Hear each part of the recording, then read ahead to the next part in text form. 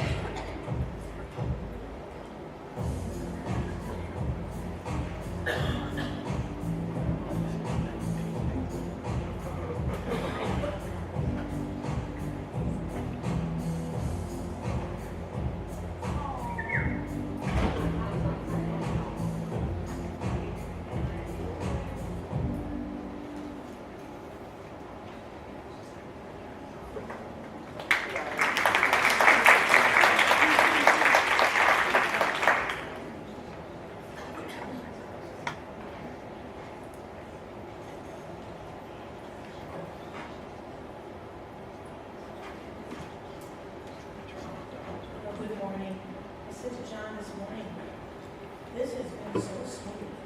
We have had such a great symposium, wonderful speakers, as you know, but even the weather's been great. It's been a great 4 days. Welcome again, and today we have an outstanding presenter, but we do have a couple things that I want to remind you of before we bring up our speaker. And as you know, we've been passing around evaluations, and I want to just take a moment to tell you how important these evaluations are. We really do look at them, and we use them to determine the future of the student. The kinds of things that we provide, but also we typically look to them for comments about the format, for comments about what you've learned. One of the things that came out of our evaluations over the years was a leadership academy. Another thing that came out of an evaluation came from a parent who asked specifically for a parent day. And so these things do influence the future of the symposium, and we hope you'll take time to fill this out. You don't have to put your name on it, and even though I did tell you you had to exchange it for CEUs, I would give it to you no matter what. You'll get your CEUs. Which reminds me, every year we have a couple folks who email and say, I forgot the CEUs, or I didn't get a copy. After our break, notice I said after our break, so we can come back in, because we want you to spend our entire morning with us. We will be putting out CEUs, they will be on the back, they will be on the table that was used for food in our cafeteria area, and we encourage you to take that. We do provide both administrative CEUs and teacher CEUs, so please make sure to take those out. The other thing we want to thank you for supporting our work fair. It really does make a difference. We have a school in this district that has staffed that work fair, and the money that they are making from the book sales helps to provide some of the extras that parents in that school cannot provide. So very important. We appreciate that. We also appreciate those of you who turned in shampoos and soaps and things of that nature that are also going to a high school in northern Minnesota, where there are a number of disadvantaged kids who don't have access to all those things. So again, thank you very, very much for that. We have a 2-part presentation this morning. We'll be taking a coffee break in the middle, and when we come back afterwards, we'll be finishing up our presentation, and then we have a drawing. You must be present. We have a lot of wonderful education books that have been donated to us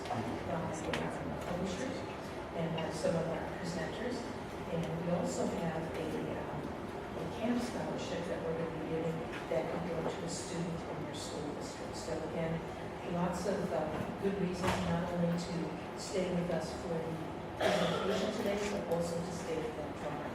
So I'd like to introduce you right now to the individual who's going to introduce our keynote speaker, Christy. Oh, there she is. So Christy Becker from the Austin Public School District. She's going to first off from Austin and then introduce our keynote speaker. Thank you, Christy.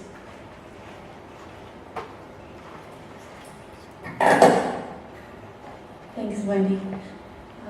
Welcome to Austin for your final day of the symposium.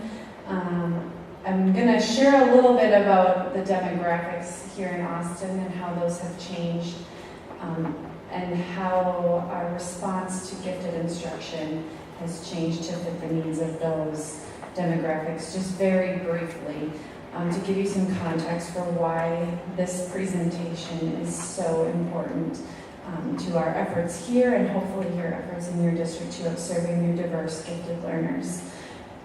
Austin, Minnesota is fortunate to have a growing diverse population of students and families. When I began working for the district 10 years ago, about 300 of our students were English learners. They were served by 8 EL teachers, and 23% of our students were not white, which had recently designated us as a racially isolated district. Fast forward to today, we now have over 800 EL students and 24 EL teachers. 45% of our students are non-white, and our students speak over 47 unique home languages in their homes around the district. And so that population growth has been very quick and very large.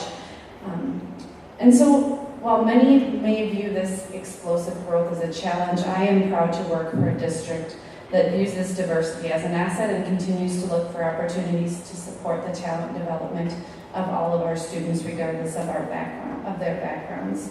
Many people, when I talk to them, are very surprised that integration and gifted and talented services work so closely together here in Austin. We have been very purposeful about providing services like Avid and Young Scholars to ensure that we can reach out to all of our students regardless of their background and help identify their talents. But communication is really the piece of this that has made the biggest impact, because it's not enough for us to just translate the Avid invitation letter into Spanish and send it home and assume that our parents are going to read it and say, this sounds like a great program, I'd like to advocate for my kids and sign them up for that.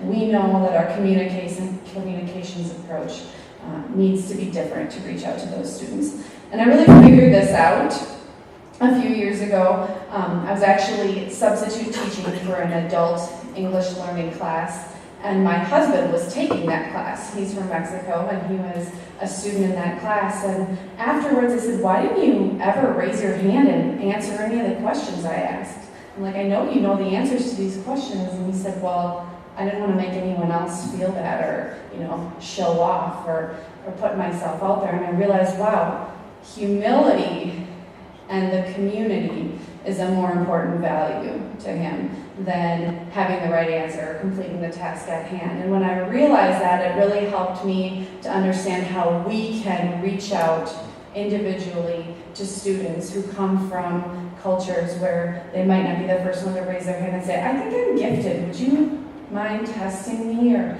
I think my child deserves more services. So we've begun very intentional efforts here in Austin to reach out to students and families and work on identifying personally inviting students in their first languages to participate in some of these enrichment and higher level programs, because we know that the communication goes beyond just the language translation, but to the communication styles of the families. And so I am very excited to have the opportunity to hear with you from our keynote speaker, Reverend Dr. Michael James Oleksa, who will help us explore cross-cultural communication today.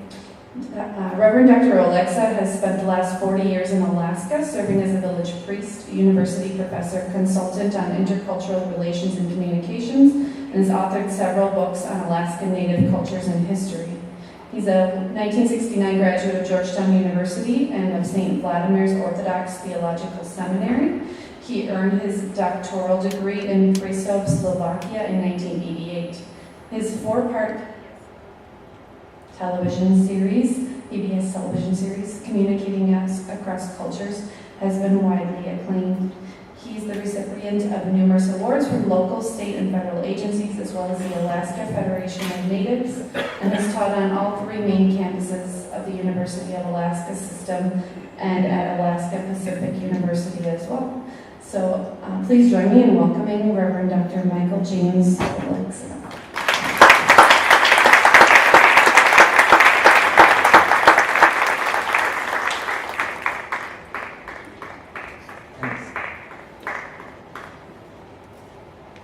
I'm wired. Good morning. I must say, when I was invited to Alaska in 1970, I didn't expect to wind up in Austin, Minnesota, 47 years later, addressing a conference like this, because I had no background whatsoever, at least I thought. I had no background whatsoever in this topic, culture and communication. I do a very Alaskan presentation. Someone already guessed that these are supposed to be icebergs. And the iceberg is a metaphor for two people trying to communicate.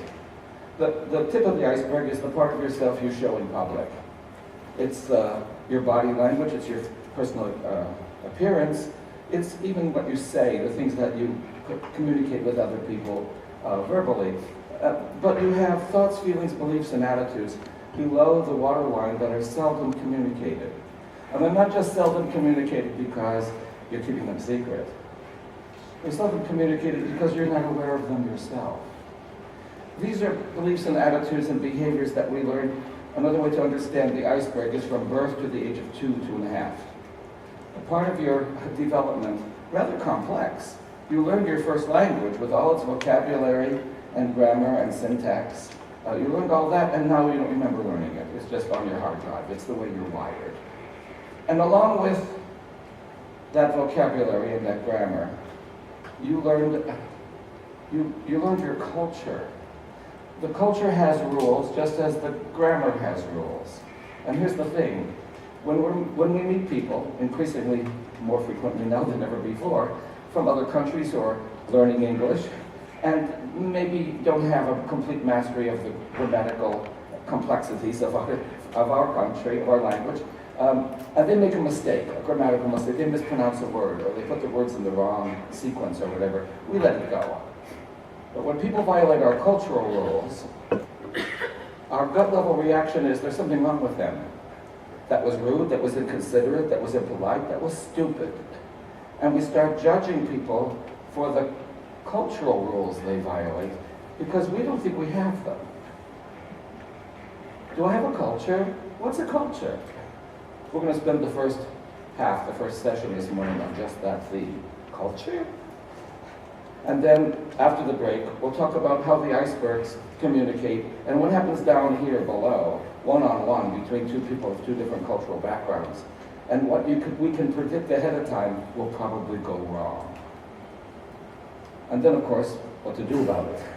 So that's pretty much the format this morning. Culture as the theme for the morning, for the beginning, and then one-on-one communication for the theme after the break. So, to give you some background, when I was a little boy growing up in Allentown, Pennsylvania, when people asked me, what do you want to be, Michael, when you grow up? I did not say an Orthodox priest. I said an Indian. I wanted to be Arapaho, Comanche, Iroquois, Hopi. It didn't matter what tribe. My lifelong ambition was to become a Native American. Now, my mother, who's of Pennsylvania German descent, and my father, who is of Ukrainian descent, did their best to dissuade me that this really wasn't in the cards. You had to be born into a tribe, and it wasn't something that, it wasn't an ambition that I could logically fulfill at some future date. So by the time I was 10 or 11, I finally gave up my ambition to be a Native American and pursued other interests. And then when I began to think about going to seminary, I visited St. Vladimir's, the school I attended later. And walking through the dorm one afternoon, I came by a room with a huge map of Alaska. And it wasn't just a map of Alaska, it was a map of Alaska, the southern half covered with pins. And I had to ask the senior who occupied that dormitory room, what are you doing here, planning an invasion or doing voodoo on the state of Alaska? And he said, neither.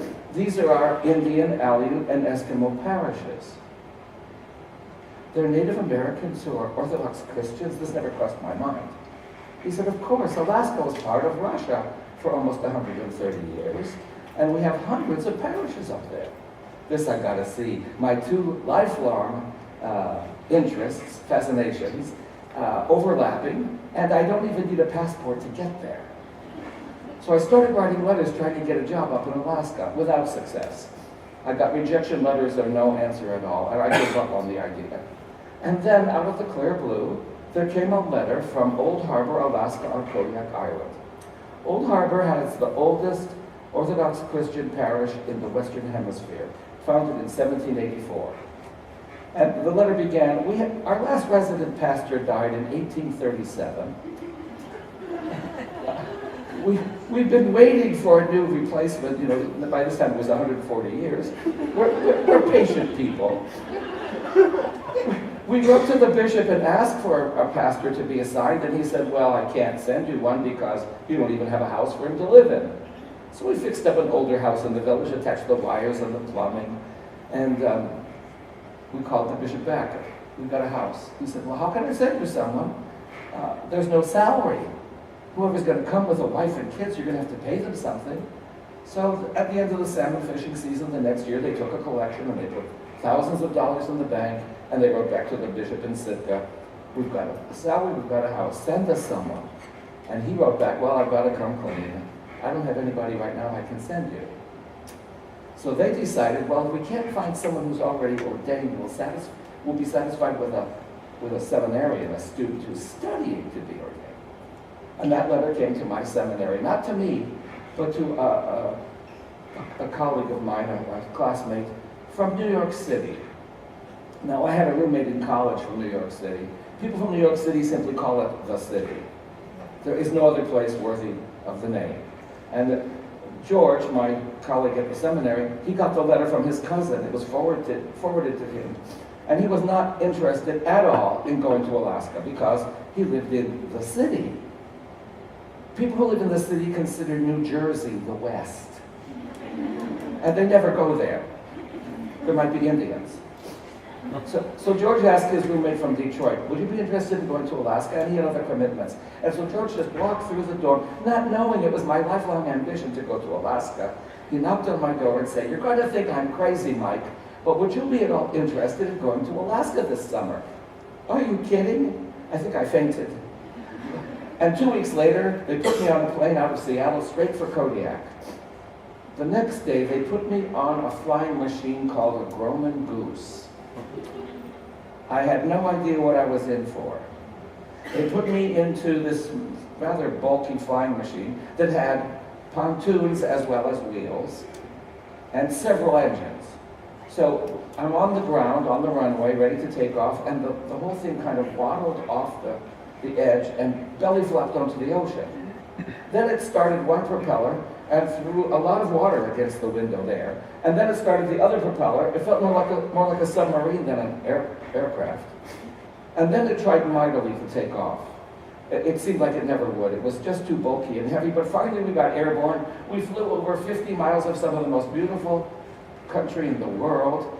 Then it belly flopped onto the ocean again, kind of waddled ashore, and threw me out the side door. Welcome to Alaska. The plane was almost immediately surrounded by 20 or 30 local Aleut kids. And I know I wasn't disappointed, but I was surprised. They all spoke English. They were wearing Nike Keds. They were wearing Eddie Bauer parkas. They played basketball. They ate pizza. They looked like kids any place else, at least in the USA. The cultural differences were not at all obvious. I was the only one there in 4th century attire. But then I began teaching. And I wasn't the only rookie teacher. In Alaska, we, unfortunately, I would say, have a system by which we recruit rookie teachers from other parts of the country on an annual basis.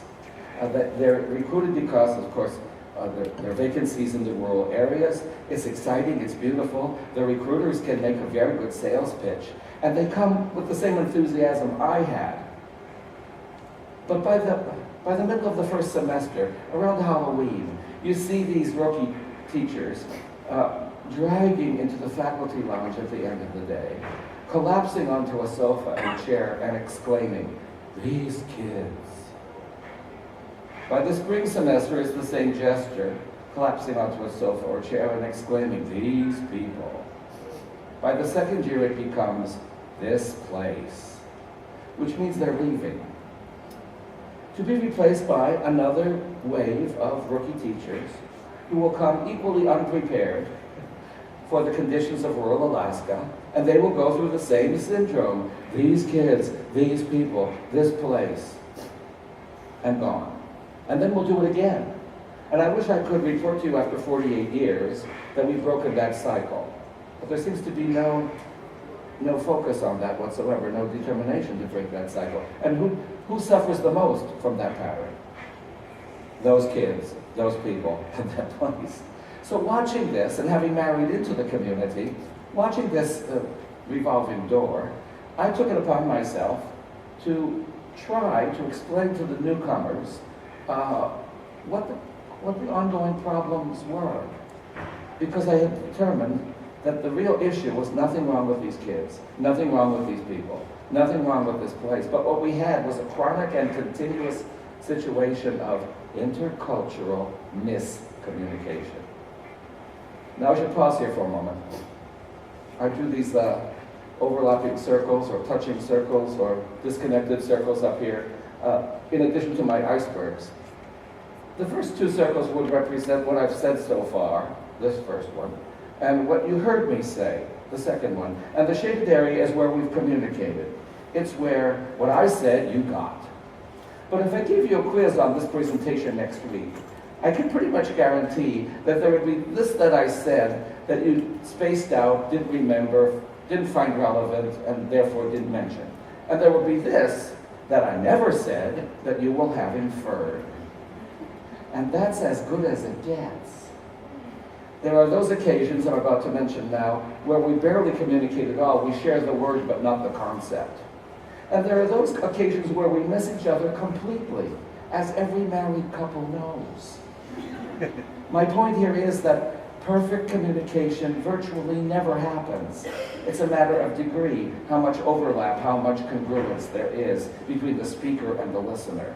But complete congruence is at least very rare, if not almost impossible to achieve. Why is that important? It's the whole reason to spend the morning today together. When miscommunication occurs, and it's always occurring, it's just a matter of degree, in a hierarchy where one person is evaluating or has some authority or power over the other, when miscommunication occurs in a hierarchy, whoever has less power pays for it. Let's think about that in concrete terms. A teacher and a student miscommunicate. Who will suffer the consequences? The student is either going to be punished for their inappropriate behavior or get a lower grade for their classroom performance.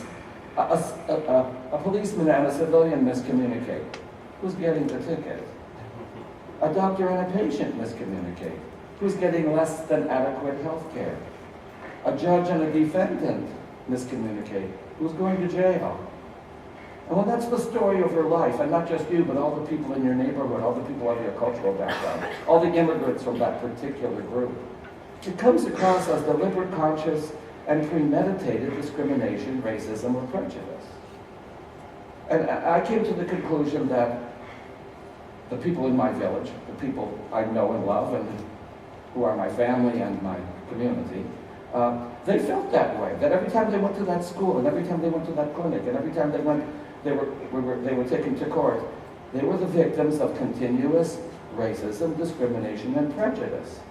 And I came to the conclusion that on the part of the authorities, There was no conscious determination or effort to discriminate or to display prejudice, but that we were miscommunicating, and the end result of miscommunication is indistinguishable. So on the receiving end, you see, it feels that way. On the giving end, it doesn't look that way at all. You could ask people like the old TV show To Tell the Truth. Well, the people who are telling the truth about this, please stand up, and everybody stands up. The people who think that they're victimized by prejudice and discrimination, it feels that way to them. And the people who say there's not a bigoted bone in our collected bodies, they're also telling the truth. But what we're dealing with is a continuing situation of intercultural miscommunication. That's why we're here, because those of us who have authority, those of us who are teachers and have to evaluate students, and those of us who are counselors that have to evaluate our patients and such, we need to be more sensitive to this because it doesn't feel like we're powerful. But in fact, in this relationship, we are. And we don't want to abuse that power and continue to send messages that aren't really true about us and about our system and about our own society. But it happens, you see. And it happens with the best of intentions. So, I started to teach. And I was convinced that my kids were perfectly normal, intelligent, even superior. Excuse me. I'm catching a cold. It's not a good time to be catching a cold at the beginning of the summer, but I blame Alaska Airlines. The germs were in the fuselage. I came to the conclusion that there was nothing wrong with my kids, but when I started teaching at the public school, I was assigned as a substitute teacher to do a class on animals. Now, animals are one thing that our kids know a lot about. Native Americans know animals. They know where to find them, they know how to hunt them, they know how to kill them, they know how to skin them, they know how to cook them, they know how to eat them. They know what animals are like and what they taste like. They know animals literally inside out. So this should have been the easiest, simplest biology class these fourth graders ever had. And it was right out of the book, you know, the book we get from Texas. Everybody gets their books from Texas. And it had a follow-up quiz the second day. And my kids gave me answers on that quiz that made no sense to me whatsoever. And I was tempted to fall onto the chair and exclaim, "These kids." And then I caught myself. There's nothing wrong with these kids, but their answers about animals are totally different from what the standard test results should have been. Why? And I realized we have to go back to our icebergs. They heard stories about animals as alley-oop children that were totally different from the stories I heard as a student, as a child with a European background. In fact, I should tell you, I succeeded in becoming adopted by the Tlingit Indians. I have a Tlingit name, and in 1972, I fulfilled my childhood dream of becoming an Indian. However, the clan that adopted me, the Kagwantan, have as their atu, their mascot, their logo, their coat of arms, the wolf, Gooch, the wolf. And I wasn't so enthusiastic about being adopted by the wolf clan. Wolves.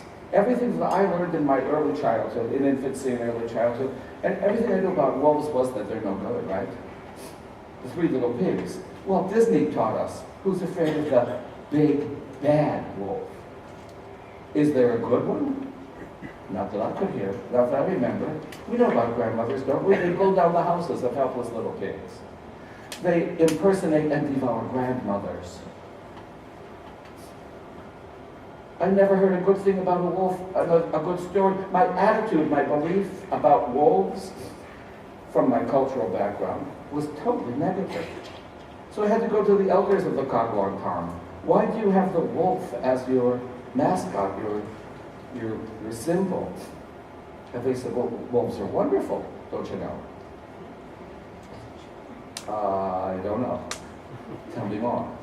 And they told me a series of stories. I would break them down into three categories. The elders of that Tlingit clan said, wolves, first of all, are monogamous. They mate for life.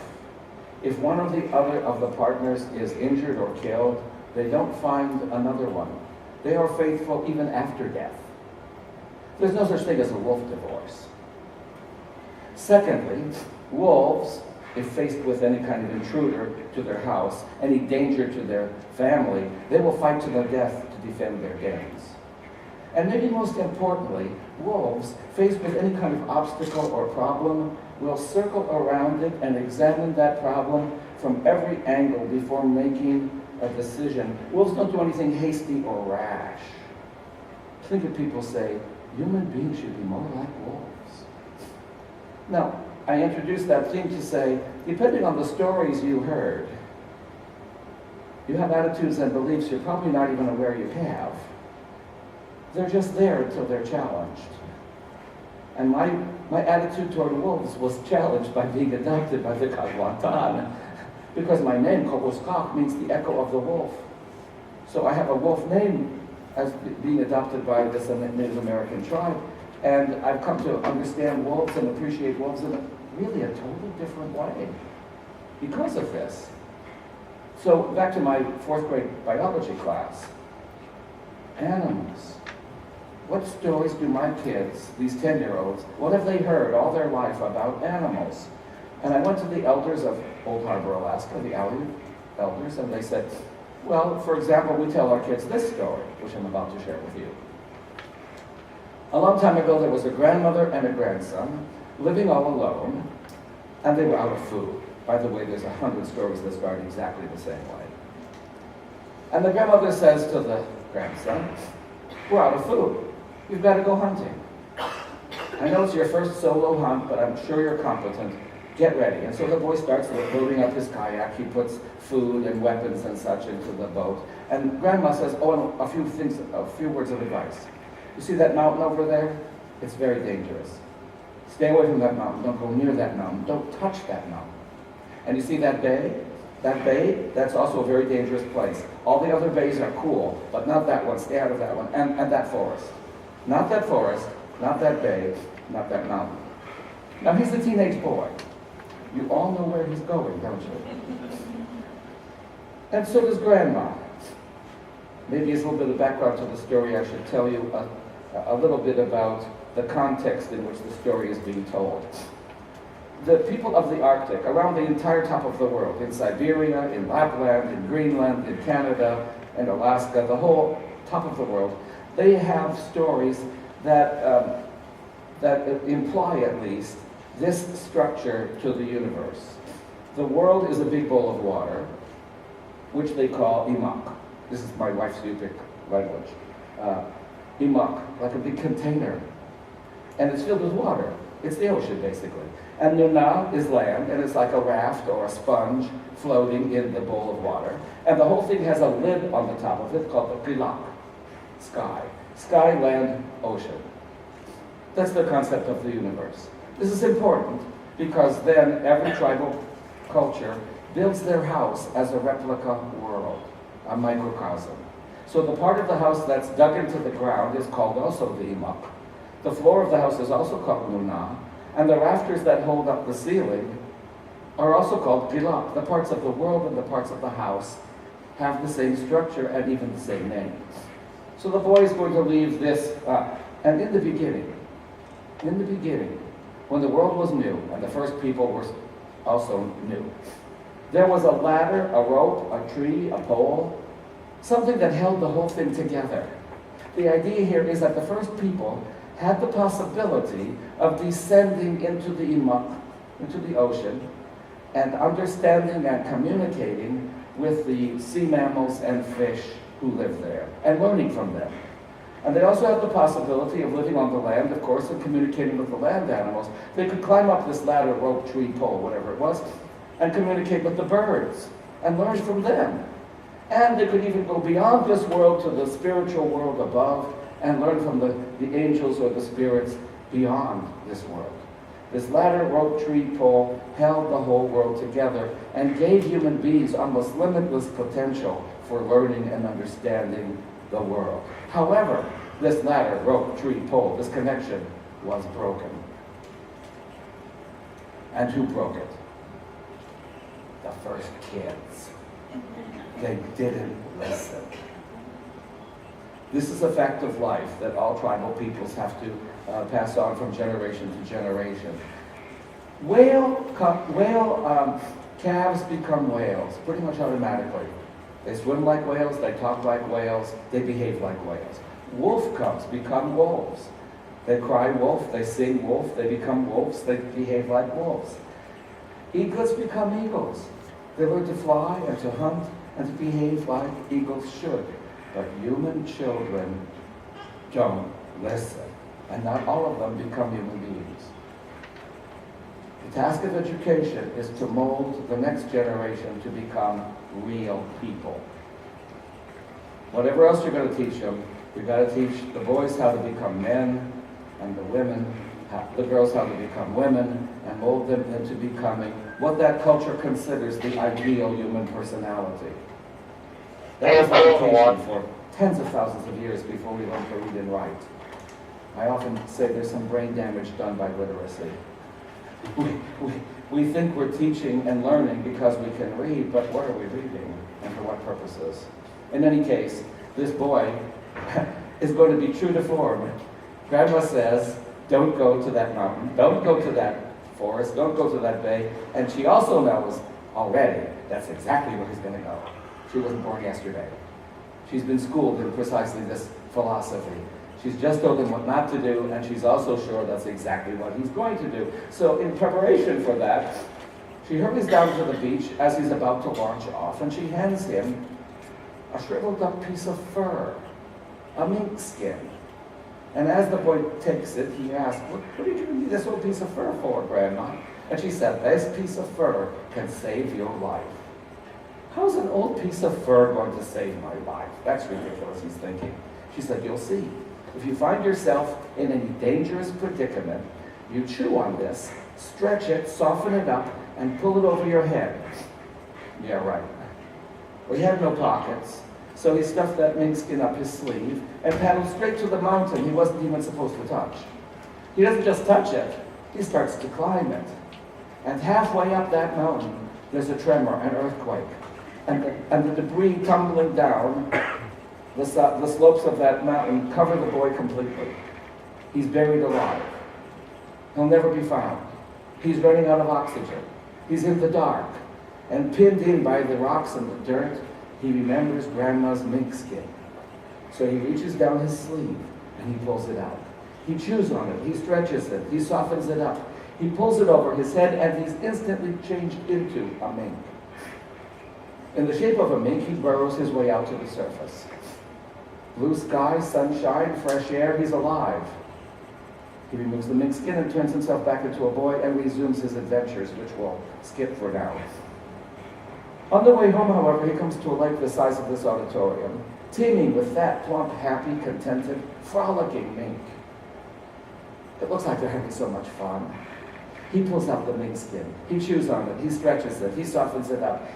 He pulls it over his head. He turns himself into a mink and lives happily ever after. The first time I heard that story, I was a bit perplexed. I'd never heard a story where a human being turned himself into an animal. We have those kind of stories in European culture, but it's never considered a good thing. It's a demotion, at least, probably a curse. Some wicked magician turned the prince into a frog. This is a problem. We've got to get him back into human form so he can marry the princess and live happily ever after. That's how our stories go. This boy went the other way. So I had to ask the elders, why do you tell your kids this story? And they said, so they will respect the animals. What do you mean respect? Well, the elder said, the animals are smart. Animals see things humans can't see. Animals hear things people can't hear. Animals smell things humans can't smell. Animals know things humans don't know. And they're in cahoots. So if the caribou, the moose, the deer, with their big noses, don't smell the hunters coming, or with their big ears don't hear the hunters coming, the sparrows tip them off. You can never surprise them. You can never overpower them. You can never trick them. Well, then how do you ever catch any? As a hunter, how do you ever? And they said, well, they have to let you. What do you mean? Well, don't you know the story? No, I don't know the story. Another story. The first people, Alaska Native people say they did not walk across the Bering Sea land bridge. They arrived by water. And the landing craft that brought them to Alaska, to the shores of North America, resembled a huge clam shell. This is a story that all the Indian as well as Eskimo and Aleut tribes share. They all tell the same story. That huge clam shell washed ashore one morning. And Raven, the leader of the animals, was walking along the shore, the beach that day, and he encountered the first humans. Raven was not impressed. What kind of thing are you, Raven said. I've never seen anything like you guys before. Stumpy little legs, obviously you can't run fast. No claws or fangs worth anything. No feathers or wings, obviously you can't fly. And worst of all, hardly any fur. We have this season called winter. It lasts half the year. You're not going to make it. Hypothermia is going to wipe you out. The first blizzard we have, be the end of you. I advise you to go back where you came from. You're not suited to live in this country. But the humans refused to budge. They were here and they're going to stay. I don't know what I'm going to do with you, Raven said. So Raven called a convocation of all the Arctic animals. Look what I found on the beach this morning. Can you believe it? And the animals quickly came to the same conclusion. Pitiful. Pathetic. Ridiculous. Doomed. Exactly, Raven said. I told them they have no future here, but they won't leave. Well, the animals said, oh, well, you know, Raven, they're kind of cute. Let's keep them. And Raven said, well, I have no objection to that. I just don't see how, practically speaking, it's going to be possible. I'm open to your suggestions. Give me some idea.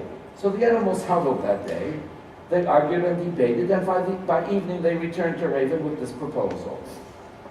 They said to Raven, what if we give these pathetic, pitiful new creatures our feathers and fur for cover, for clothing? And what if we give them our bodies, our flesh as meat for food? Couldn't they survive then? And Raven considered this. You know, that just might work. But why would you do that? What's in it for you? And the animals said, we will give these ridiculous new creatures our feathers and fur for cover, and we will give them our bodies as meat in exchange for gratitude and respect. And that's the deal. Now back to my 4th grade biology class. All their answers came out of those stories. Animals as superior beings. Animals with abilities that humans lack. Human beings as not the king of the mountain, not the best and the brightest, but actually dependent on the self-sacrifice, the deaths of the animals who offer themselves to keep the otherwise pitiful, ridiculous humans alive. That's the world you live in. You're not in charge. You're not the boss. You have to live in harmony with all the creatures in your ecosystem. So I say animal and you say animal. My kids are speaking English, but their way of seeing the world is still essentially Alaska Native.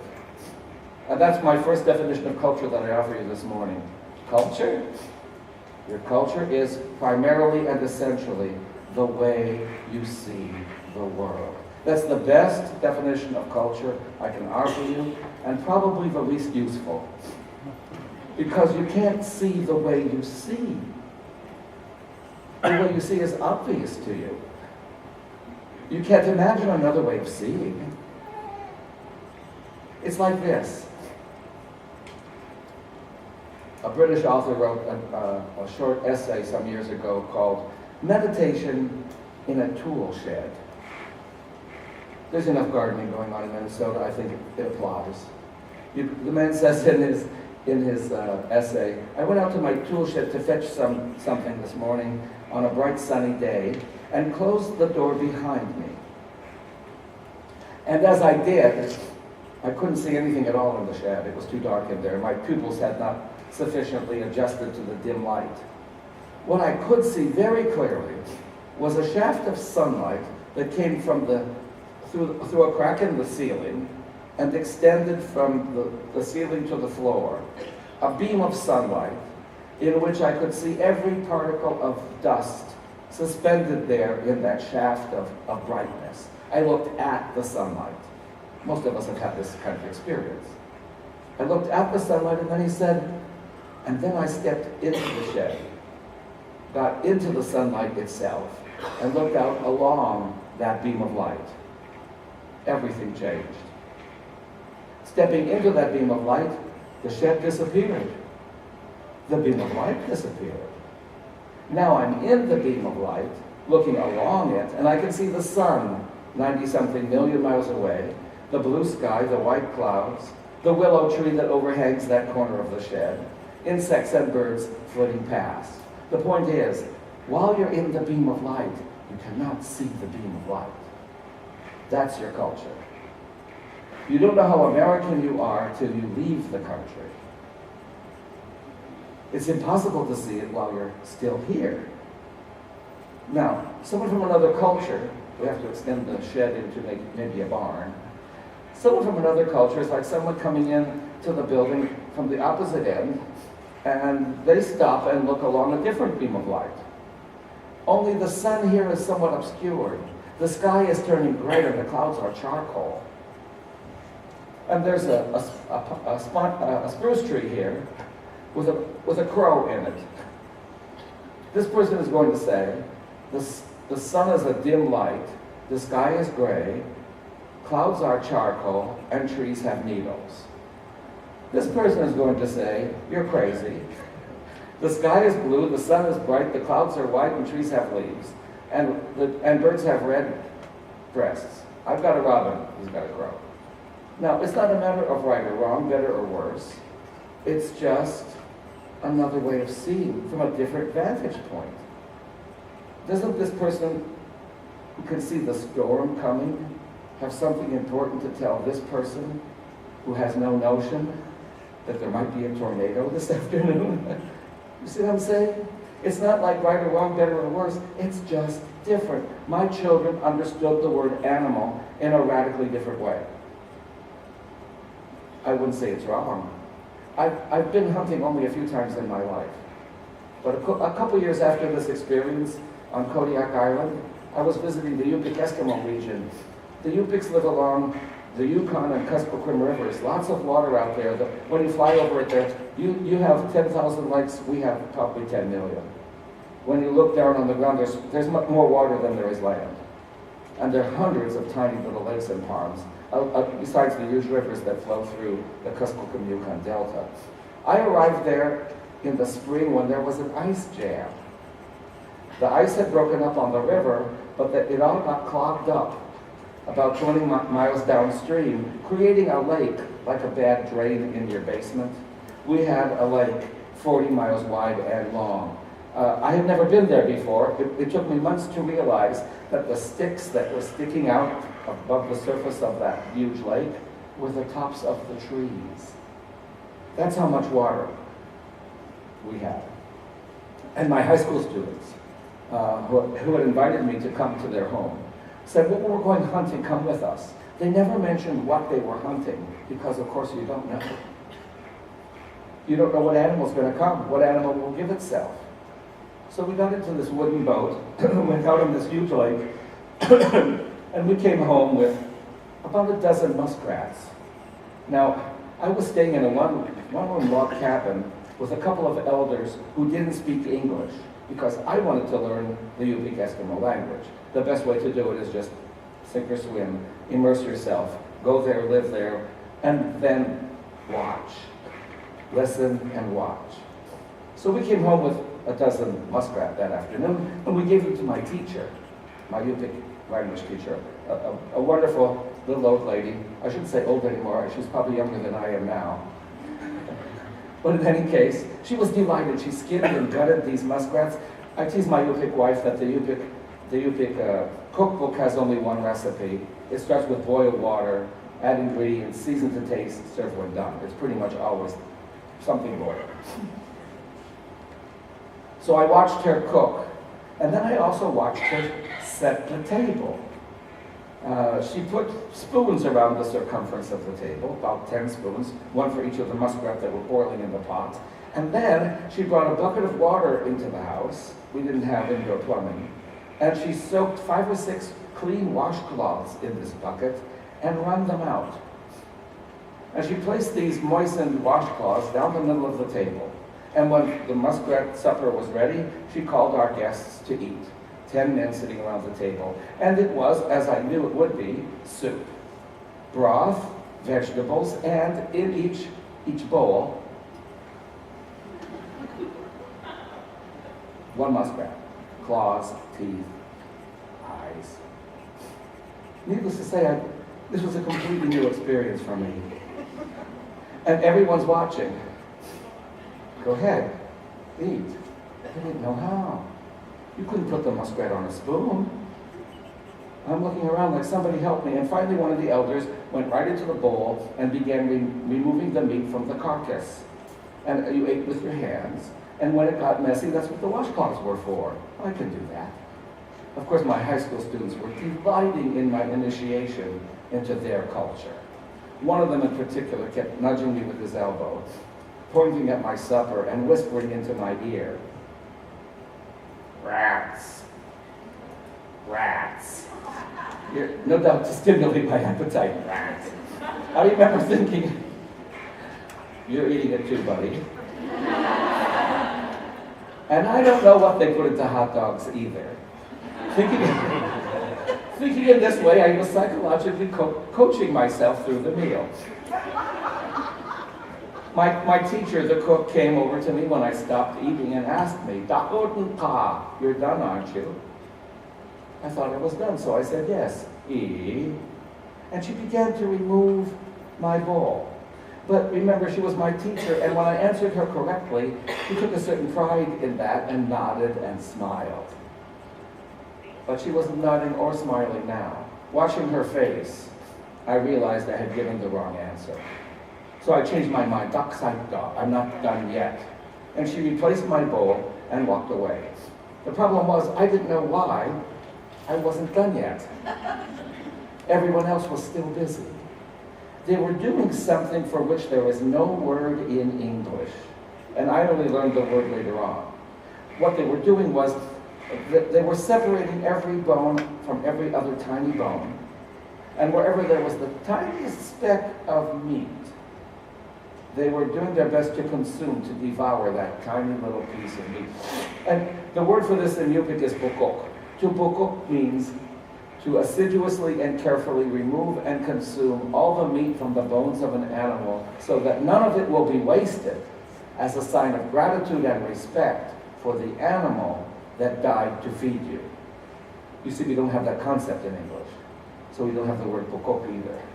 But everybody at the table was bukoking except me. So I did my best to separate every little bone, and then, by the way, it's kind of messy and noisy. Emily Post would not approve.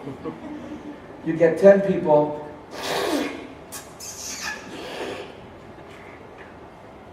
it's not what we would consider good manners in our system, but it's the height of good manners in that system.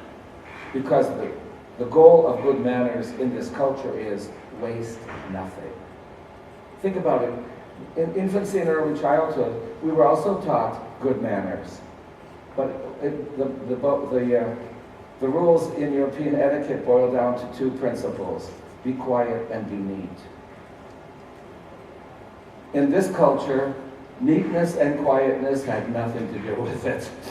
And the cook came back to me after I'd done my best to cook myself. She's, "Nu done katako, now you're done, aren't you?" Not so confident the second time around.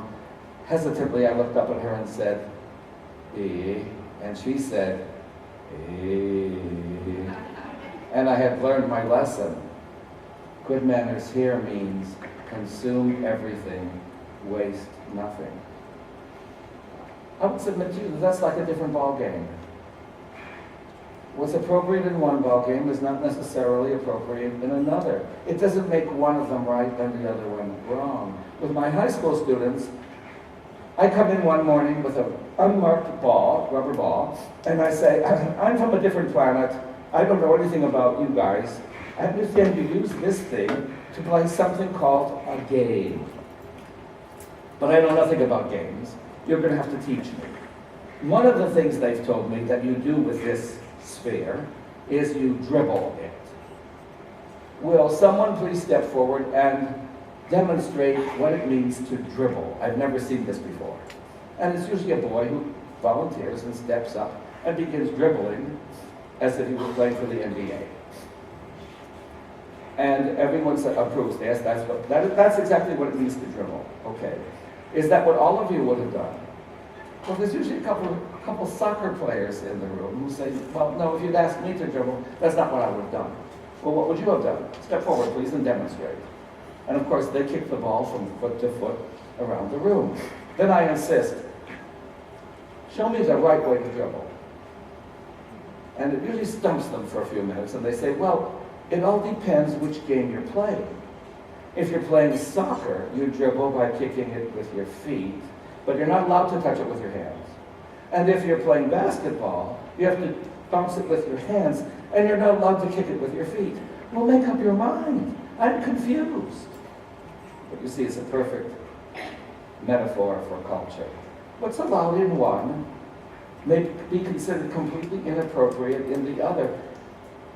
At the end of my muskrat meal, another student of mine came into the house with a separate bucket, and he dumped all the bones from those 10 or so bowls into his bucket.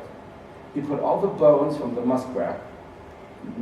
Everything had been eaten, but the bones were still remaining. He put those bones into his bucket. He took that bucket back to his boat. He took that boat back to the lake where the muskrat had been harvested and put the bones back where they came from, saying, as he did so, "Charikaikina, come back." And if you have been respectful, the way you talked about the animal, the way you handled your weapons, the way you killed the animal without causing undue pain or suffering, the way you skinned and used the skin of the animal, the way you cooked and ate the meat of the animal, and finally what you did with what was left over, you'll get more. But if you have violated any of those protocols, spoken disrespectfully, abused your weapon, tortured the animal, not used the skin or not cooked the meat properly, thrown it away, wasted it, that animal will withhold itself from you, from your community, and possibly from all human beings for a certain length of time. And you will go hungry because even one of you did not show the proper gratitude and respect. So we're all in this together. We all have to behave appropriately in relation to our ecosystem.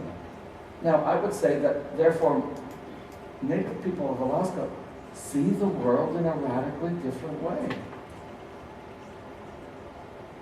Even if they're speaking English and eating pizza, that does not in any way alter the way they see the world. I was talking with the man who picked me up at the airport last night about this, and he said, the word school means something radically different from Africa to America. Because African schools are mostly boarding schools. And once a kid goes to school, the school authorities, the school administration behave in local parentis, in the place of the parents. And they take care of everything in the school. The parents don't get involved at all in the discipline or even the education of their children. So when they came to America, and the school was calling the parents for some sort of intervention, it was completely alien to their ballgame. In our ballgame, that doesn't happen. You're the school, you take care of it, it's your job. And you see, the boundaries are different. The ballgame is different. So I'll put that up here as our second definition of culture. The way you see the world is number one, and the second one is the game of life, as you understand and play it. I will put all those words down, but the game of life as you understand and play it, as you absorb from your environment in the first 2 years of your life. Now, We could extrapolate on this for the rest of the day. I'll just pick on one particular theme here. Different games have different rules, as we've already mentioned. Some games have clocks. Some games are timed. The game is going to end when the clock runs out. Football is like that, basketball, hockey. Other games have no clock. Baseball has no clock. You can't tell when the game's going to be over. It's 3 outs for each team for 9 innings unless there's a tie, and then it can go on interminably. We know about baseball. My kids playing t-ball was another one of those infinite games that could go on pretty much forever. No clock. But tennis has no clock, golf has no clock. In fact, most games don't have clocks, but those that do take their clocks very seriously. Knowing how to use the clock to your advantage is an important factor in the coach's job. He's got to manage the clock and call timeout at the appropriate times and save his timeouts for another time as best he can strategically, because that can determine the outcome of the game. You've got to be conscious of the clock continuously, especially in the last quarter. That's true of all the timed games. There are cultures like that. My mother being of German descent, we have very few heirlooms from that side of the family. But one thing my great-grandmother did bring from the Black Forest, from Stuttgart, when she came to America over 100 years ago, was the family's grandfather clock. It chimes every 15 minutes. In this culture, being on time is an essential social skill. Being late is a serious violation of the game rules. Late is out of bounds. Late is rude. Late is inconsiderate. Actually, late is sinful. People go to hell for late. Never be late. Late is inexcusable. If you're going to be late, cancel. Don't come late. And then I grew up in a neighborhood like this. The immigrants had come long before I was born. None of them spoke German anymore. But the concept of late still dominated the ballgame. You come early. You have an appointment at 6 o'clock. The latest you would come would be 5:55. Better yet, 5:50 or even 5:45, because we haven't synchronized our watches, and God forbid we should be late. If you're invited to a meal in our neighborhood, all of them, I repeat, of German descent, you knew what that meant. They said come at 6 o'clock. They meant no later than 6, because the cook has prepared the meal with military strategy. They've done a lot of mathematical calculations. They're going to get here at 6. We'll take their coats and hang them in the coat closet as they arrive between 6 and 6:05. By 6:06, we'll be at the dinner table. So, by 6:07, as we sit down, we need the soup, the first course of the meal, hot from the stove. Now, to have the soup ready at 6:07, you have to turn the burner on under the soup before anyone actually rang the doorbell. You have to turn on the burner under the soup at 5:47. So you're already warming up the soup in an eager anticipation of the arrival of your guests, who you assume are all coming on time. It takes 10 minutes to serve the soup, so now we're up to 6:16. 6:17, we want the dinner rolls hot from the oven. But to have them hot from the oven at 6:17, you have to put them into the oven at 5:47, and it takes 15 minutes to warm up the stove. So at 5:32, you're warming up the oven, so that eventually at 6:16 you can have you see what I'm saying? And then comes the main course, and the perfect German meal unfolds as planned, and at 8:30 it will be done, and you will go home on schedule. Jawohl. And I was raised this way. I assumed that everybody who had a dinner party strategically planned it that way. Now, my mother and her neighborhood behaved this way, so it was my beam of light, it was my ball game. My father was not from this culture. He was first of all born on a farm. Rural people do not take clocks all that seriously. Who invented the clock anyway? 60 seconds to the minute? It's kind of an arbitrary number. 60 minutes to the hour? 24 hours to the day? Who invented that? I'll tell you, the ancient Babylonians did it. They lived in the first cities, and they had to make appointments. People in cities take clocks seriously because they have to organize their life accordingly. Rural people don't have that problem. I've lived in small villages most of my adult life. 200-300 people at the most. If you want to see your friend, you don't need an appointment. You open your door and you walk over to their house. It's not far. And if they're not home, they can't be far away. You don't need appointments. The basic unit of time in rural areas of the world is the day. The sun rises, the sun sets. Anyone who's had experience living on a farm knows this. You say to Grandpa, what you going to do tomorrow, Grandpa? Grandpa says, paint the barn. All day. Plow the field. All day. Gone fishing. All day. Going to town. All day. The basic unit of time for rural people is the day. The basic unit of time for city people is the hour or a fraction thereof. So we actually play the game of life differently, according to different sense of what it means to be on time.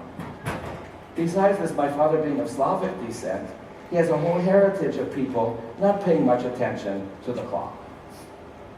Every family excursion we ever went on that I can remember began the same way. My mother had done the math. To get there on time, we have to leave by a particular moment on the clock. So she's riding shotgun, she's ready. The 3 kids, my sister, brother, and I are in the back seat, waiting for Dad. At the estimated time of departure, where is Dad?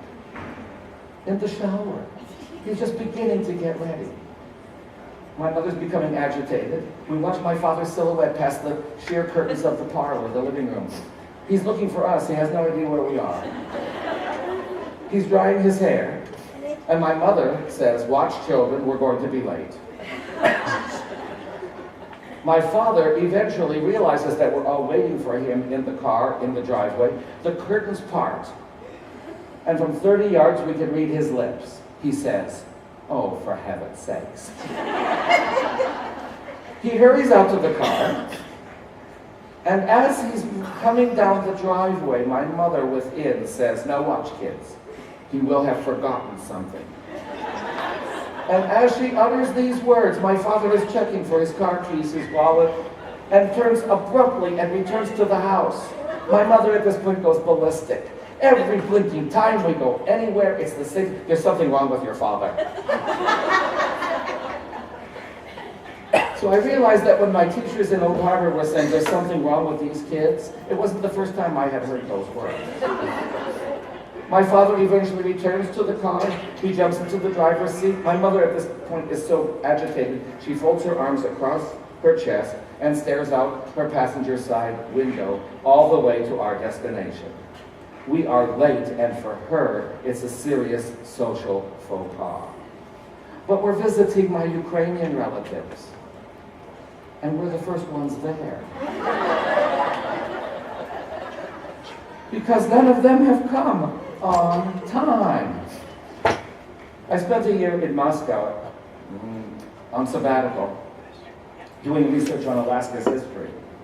And one of the colleagues at our institute, now the university, invited us for dinner, a Russian dinner, 7 o'clock Friday evening.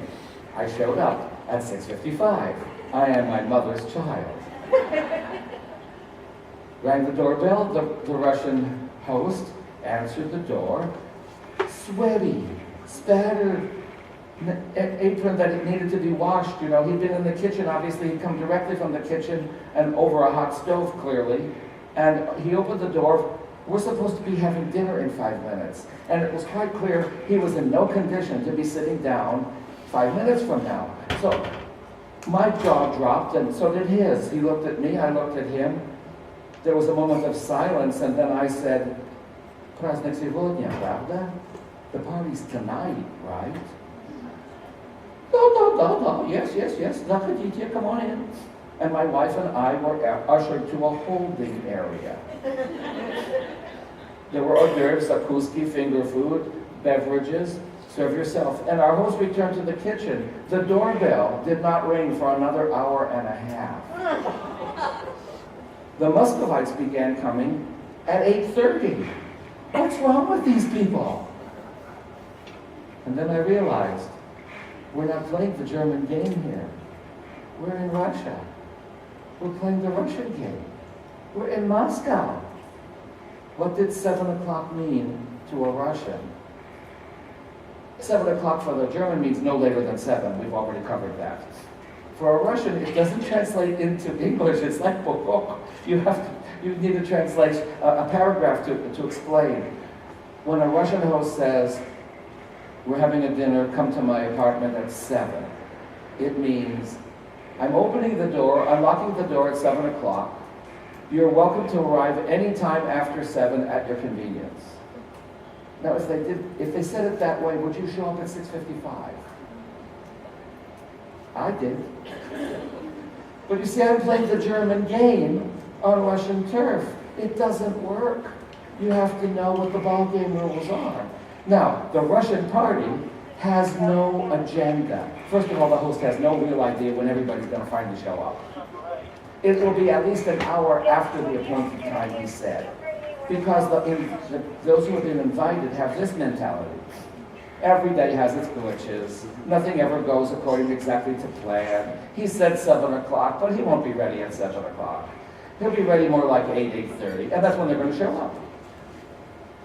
And then once the party starts, because there'll be 9 by the time those who have been invited show up, then we look around and one of them brought an accordion, and half hour into the party, he breaks out, and we're dancing now between 9 and 10. The meal is suspended. And then by 10:30, the professor of Russian poetry begins reciting Pushkin for 15 minutes, after which we need toasts to poets and Pushkin and professors of poetry. The pianist in the group invites us to hear the concerto he or she is working on, and we all adjourn to the parlor at midnight. By 2 in the morning, the Russian party's kind of winding down, but no one's leaving. There are people asleep at the table. There are people asleep in the chair. The eldest couple have been invited to sleep in the guest room, and at 10 tomorrow morning, we resume. The party goes on. I've been to weddings that have lasted 4 days and 3 nights. You don't know. It has no agenda. There is no clock. The clock is completely irrelevant. This is like baseball in the 17th inning. And it's perfectly normal. Something we don't often mention, but 1 out of 5 immigrants who came through Ellis Island in the last century went home because they couldn't adjust to the American ballgame. And this is some observation from people who are looking at our culture instead of along it. The 2 main criticisms, the reasons why they went home and couldn't adjust to the American ballgame, they said, first of all, Americans don't know how to relax. They don't know how to have a good time. They have a wedding ceremony that lasts 10 minutes and a reception that lasts 2 hours. When they go back to Bulgaria and report that, the villagers are saying, didn't they love their daughter? How could they have a wedding that was so quick? Were they that cheap? Because you see, in that culture, a wedding lasts a week, and everybody comes from the neighboring villages, and people are dancing in the street. And a wedding takes a week to marry your daughter off. A few hours, and why did they have to quit? Well, I went back to work. Are their jobs that important? Apparently. I have a friend in Eastern Oregon of Japanese descent. Her father got terminally ill, actually. She went home to be with him, and after about 10 days, he passed away. So he called. She's the assistant superintendent, not a low-ranking official in this district. She called the boss, the superintendent, said, my father just died. Here in Japan, when someone dies, the tradition is to spend 20 days in the house and receive friends and relatives who come to visit for hours at a time, to reminisce, to grieve, to support, to pray. But our tradition is 20 days. And the superintendent said, you can stay for 20 days, but you won't have a job when you come back. will the district collapse without her? I thought this was, but you see, we have our ball game rules, and we can't bend them. And so her mother said, you were here for the 10 days before your father died. We can count those 10. So stay the other 10 now, and you can go back because you can't afford to be fired. But you see, that's why people went home. And the other thing they said, it leads into this theme. Americans don't know how to grieve. Someone close to them, mother, father, brother, sister, relative, friend, dies. They have a viewing one night, they have a funeral the next day, and they go back to work. Thinking people take 40 days. Sorry, but we're in grief. And it's going to take not 20 days, but double that, 40 days. And friends and relatives will come by. They will have memorial services periodically, the 3rd, 6th, 9th, 20th, and 40th days. We will visit the grave, we will weep, and we will grieve. And then on the anniversary of the death, a year later, there'll be a memorial feast. It takes a year to get over that kind of loss. Pretending that you can do it in a couple of days and then return to normalcy. Other cultures think it's really not just weird, they think it's unfeeling, uncaring. That's looking at our culture from the outside. And that's why some immigrants said, I can't do it. It was a good place to make some money. I made a good wage, and I sent home and I helped the family out, but I can't play that game. I can't adjust to that way of life. Why? Because in their infancy and early childhood, they absorbed a very different set of rules and expectations. And these are very difficult to change even when it's to your economic, social, or political advantage. We'll come to that later today. The game of life as you understand and play it. That also is another definition of culture, which I hope you'll find useful. But the third and final definition is much more fun. Your culture is the story into which you were born. Not just any story, the story into which you were born. You don't write your story, you're born into it. Your grandparents on either side had finished most of chapter 1 before you came along. Your parents are busy doing chapter 2, it's maybe half done for them, when you're born. And then you come as chapter 3 in the ongoing story of your family. Your children become chapter 4, your grandchildren become chapter 5, and the story keeps going. And it's within this story that you often get the ball game rules for how to play the game of life. You'll get the way you see the world from those chapters. Let me give you an example. I don't know much about, again, the German side of my mother's family. My mother was an only child. Both her parents were deceased before I was born, so there really was no family on that side, except the neighborhood. But I do know that when my mom was a little girl, she spent her summers in a little village called Seasaltsville, close to Philadelphia, on the borders of Pennsylvania Dutch, Amish country. And there, her grandpa, Henry Dorn, not quite 5 feet tall, and probably 100 pounds if he was lucky, was a blacksmith. And this little blacksmith had his blacksmith shop in the barn close to the 2-lane blacktop road. It's country, it's a country road, 2 lanes, one for each direction. And that he had his blacksmith shop close to the road, and then the farmhouse set further back. So my mother, as a little girl, would spend summers at her grandpa's farm, sitting on the front porch, and she would watch her little 100-pound grandpa go to work.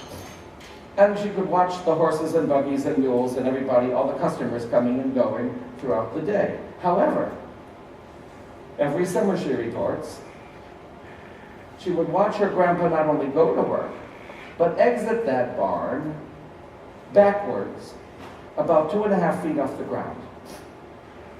Having been so severely kicked by a horse or mule that he was catapulted out of the barn and came crashing down on the flagstone pavement in front of the farmhouse. And she would watch as a child as her little grandpa came cannonballing out of the barn and crashing down on the hard surface. He could have been killed in any of those episodes. But time and again, she reports, She'd see him often painfully pull himself up, dust himself off, pick up his hammer, and charge back into that barn. It's the only story I ever heard about my great-grandfather. I asked my brother and sister, do you know anything more about Henry Dorn?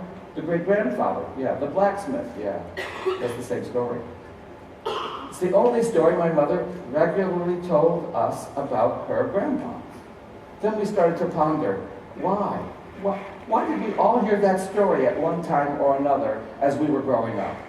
And after all these years, we could not consciously remember on what occasion my mother told us that Henry Dorn, great-grandpa, kicked by the mule story. But we had a hunch. Every kid, probably between the ages of 8 and 12, has a similar experience. You signed up for the wrestling team, but in the first wrestling match, you got pinned in the first minute of the event. You're in the band, and the other kids didn't take their practices very seriously, and the band concert that spring was cacophonous. It was a disaster. The football team got creamed on the gridiron. Whatever it is, you come home defeated and frustrated and probably depressed. And as you enter the house, you enter with some gravity. You throw your equipment noisily to the floor and announce, I quit. I'm not doing this anymore. It was foolish for me to even try. Or the worst thing you might have said at our house was, I can't do this.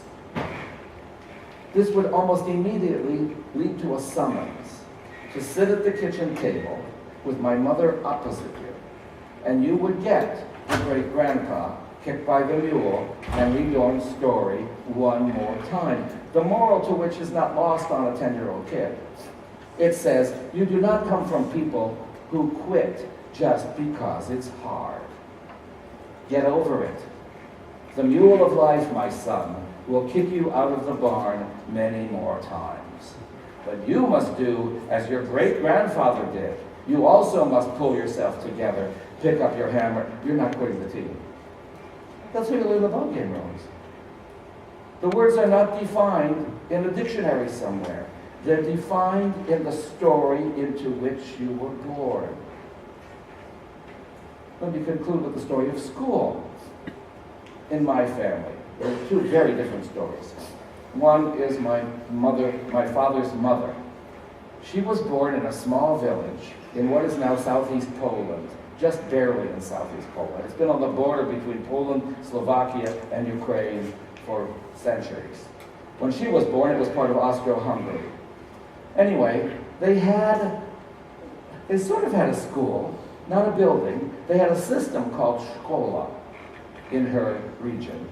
It was a system of itinerant teachers who came door to door, offering instructional services for a fee. So if a teacher came that particular day and offered to teach reading, writing, and arithmetic for so many hours, for so many rubles, you invited the teacher in, you had to provide both the children and the materials and the textbooks. And then when the lesson was over, you paid for the instruction. Sort of like having a piano in your house and having the piano teacher stop by an hour every Saturday and teach and instruct, and then at the end of the lesson you write the check. The same system. Well, my great-grandfather never had money for that. So my grandmother and her 9 siblings never even had one day of Szkola. But they knew it existed. And they knew that people who could read and write in the village were the village leaders, the village priest, the choir director, the mayor, the postal official, whoever it was who could read. They were highly respected, literacy, but it wasn't part of their culture. Almost everything was taught orally. And as a farmer, you learned how to do all the farming chores hands-on. You didn't learn it from a book. You learned it from living with and imitating the behaviors of others. In any case, no one in my family could read or write. However, my grandmother's mother had 3 aunts who somehow, this is lost in the midst of history, had immigrated to America. How they came to America, I have no idea. My grandmother had no idea, but they had preceded her. And they wrote a letter to her. Anna, if you're willing to come, we'll sponsor you. You can come to America. We're making good money. You can send cash home and help out your family. If you're willing to come, we'll pay your passage. Well, she was 15, but she was going to be old enough at 16 in a year, so they wanted to know now. So my great-grandfather had to ask her, Anna, your aunts are asking you to come to America. She had no idea where America was. She never had a geography lesson either. Are you willing to go to America? Obviously, she said yes. And a year later, they sent passage, train tickets to cross Poland and Germany, and ship passage from Bremen to New York City. She came. And that's really the start of the story. I took her to New York on the 50th anniversary of her arrival. She saw the Statue of Liberty for the second time. And she began telling the story. Oh, she said, I was so happy to see the Statue of Liberty. We called her Baba. I said, Baba, did you know what it was? She said, I had no idea what it was. Well, why were you so happy to see it? She said, I was so seasick. I knew I was finally going to get off that blinking boat. And her aunts met her and took her by train to Pennsylvania, and she got a factory job, and she made money and sent it home to help her family back in Europe. That's one part of the story. Then, you never get these stories as a continuous, unabridged tale. You get it in bits and pieces like a jigsaw puzzle. So 30 years later, when my grandmother was close to 90 years old, I was visiting the cemetery where my grandfather, her husband, was buried. She was walking rather slowly at that point, and I was walking behind her, being respectful. Excuse me. And she stopped. She stopped and said in her thick Slavic accent, "You know, Michael, I married your grandfather because he promised to take me home." She took a few more steps and added, "And then he died." The bum. He not only died, he left her with 4 small children and a small farm in Macungie, Pennsylvania. And the police showed up, troopers from the Commonwealth of Pennsylvania, banging on the farmhouse door. She admitted them. And they began scolding her. "Mrs. Oleksa, you're breaking the law." She didn't speak English. She didn't know what they were saying. "School, Mrs. Oleksa. Your children belong in school." Now here we have a moment of communication. School, shkola, close enough. She got the idea. So she hurried back into her bedroom. She pulled out her purse and dumped its contents on the kitchen table to explain to these law enforcement officers that she had no money to pay for shkola. Just like her father back in Europe, there was no funds to pay for school. Now they somehow had to convey to my grandmother the new ball game. In America, you don't pay for each lesson. The teacher doesn't come to your house. You send your kids to a building called school, and it costs nothing. It's free. Everyone gets an education, but you don't pay out of your pocket on a daily basis. For my grandmother, this was a revolutionary, mind-blowing concept. Let me get this straight. In America, all children, rich or poor, go to school. They all become literate. They all get an education, and it's free? What a country! And my father and his older sister were the first Oleksas in history sent na shkolu, preceded by a little lecture that went something like this. "You kids are so lucky to be born in America. If we had gone back to Europe, as your father and I had planned, there'd be no school for you. You would be illiterate like me. But in America, they make you go to school, and it's free. I want you to take advantage of this. Do your best. Study hard. Respect your teacher. Don't misbehave. Don't disgrace us. If I find out you got into trouble there. If I find out they had to discipline you there, if I find out you were sent to the principal's office there, I'm warning you now. Whatever punishment they gave you there, when you get home, it's going to be much worse. How do I know that lecture so well? I'll tell you. The night before I left home for kindergarten, that was the story of school my father told at the dinner table. I submit to you that that is what defines school in my ballgame, in my culture, in my way of seeing the world. School is this wonderful place that Baba never got to go. That's chapter 1. My father finished high school. That's chapter 2. But when we were still, before kindergarten, we were already being told you're going to college. That was in the script. That was part of the story. That was going to be the next chapter. We didn't decide that, my cousins and I, that we're all going to college. We all went to college because we knew that's what Baba expected of us, and that's what our parents and aunts and uncles expected of us. I don't think we actually ever thought we had a choice otherwise. I remember at my grandmother's funeral, I asked some of my cousins, did you ever think of not going to college? They looked at me blankly. Never crossed our minds.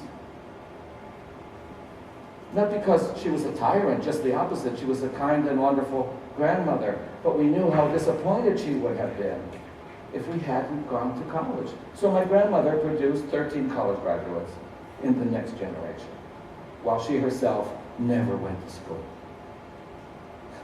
But that's the story, you see.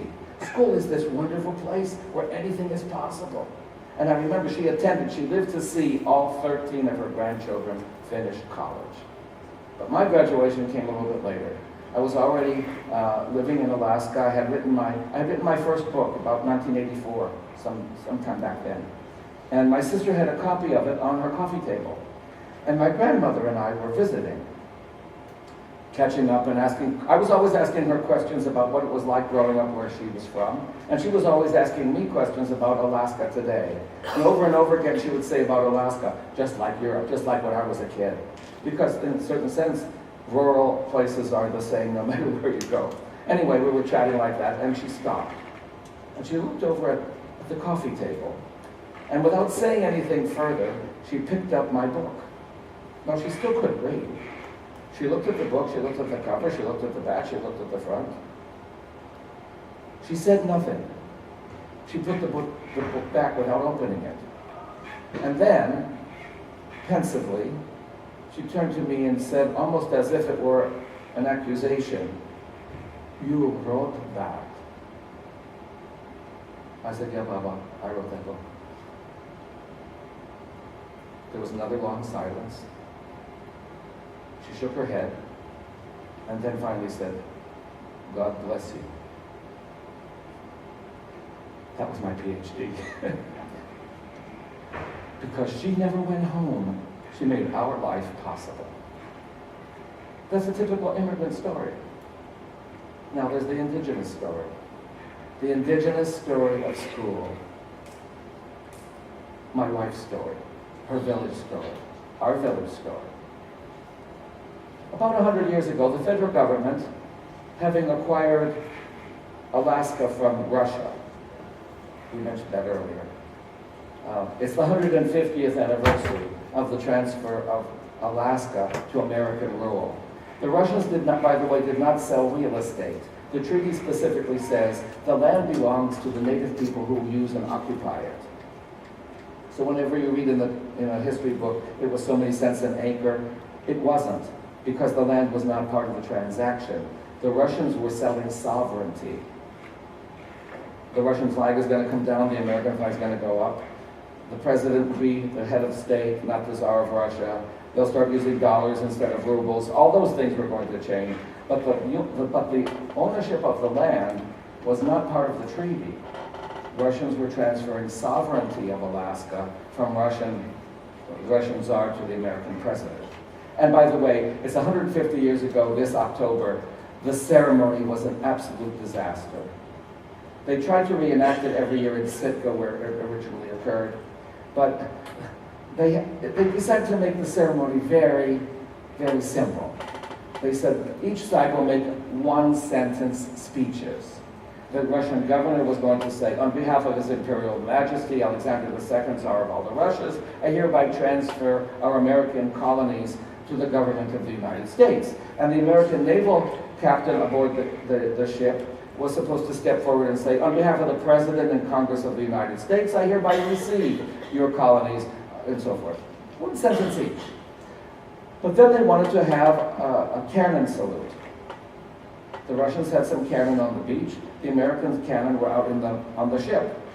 So in order for the people at the ship with their telescopes, with their spy glasses to see what was happening, they had to make very tall flagpoles.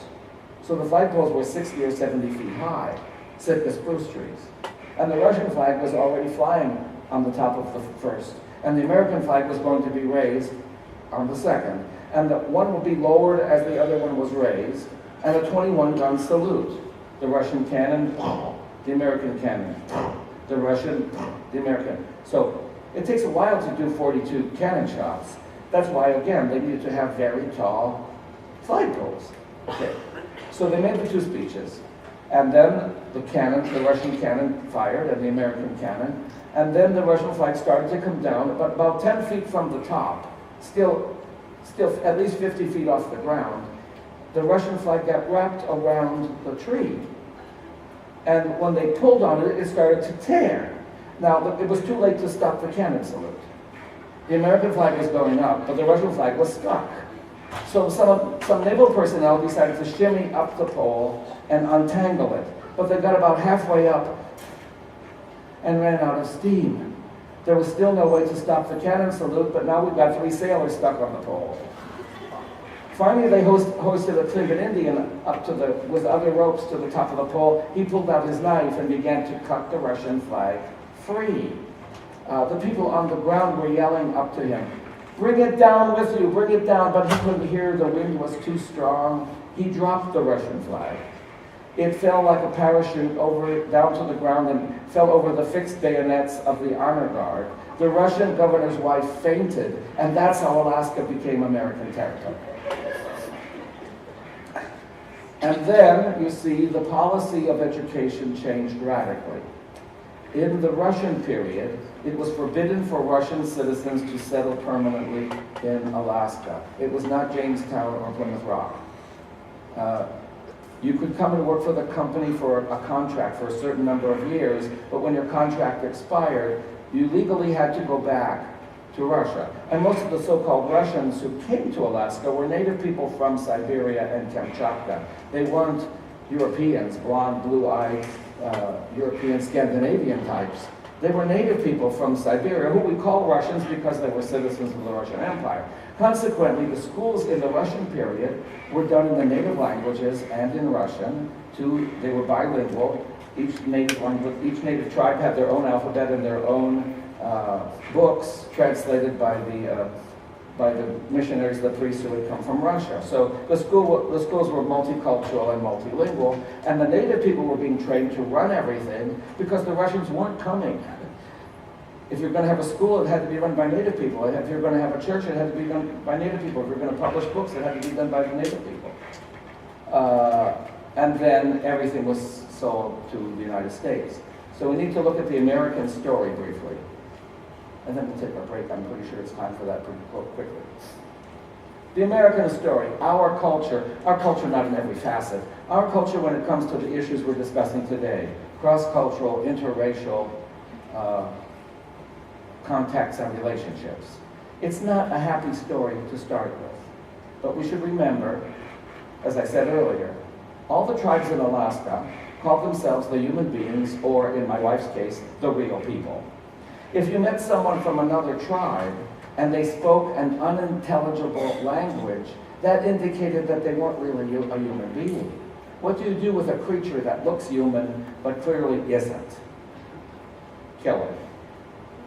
That's what tribal people have done with people of other tribes, not just in Rwanda some years ago with the Hutus and the Tutsis. The tribal peoples have been killing each other for thousands of years. That's how human beings have treated people who are racially and culturally different. Across the board and back into prehistoric times, you meet someone who's racially and culturally different, the safest thing to do is eliminate them.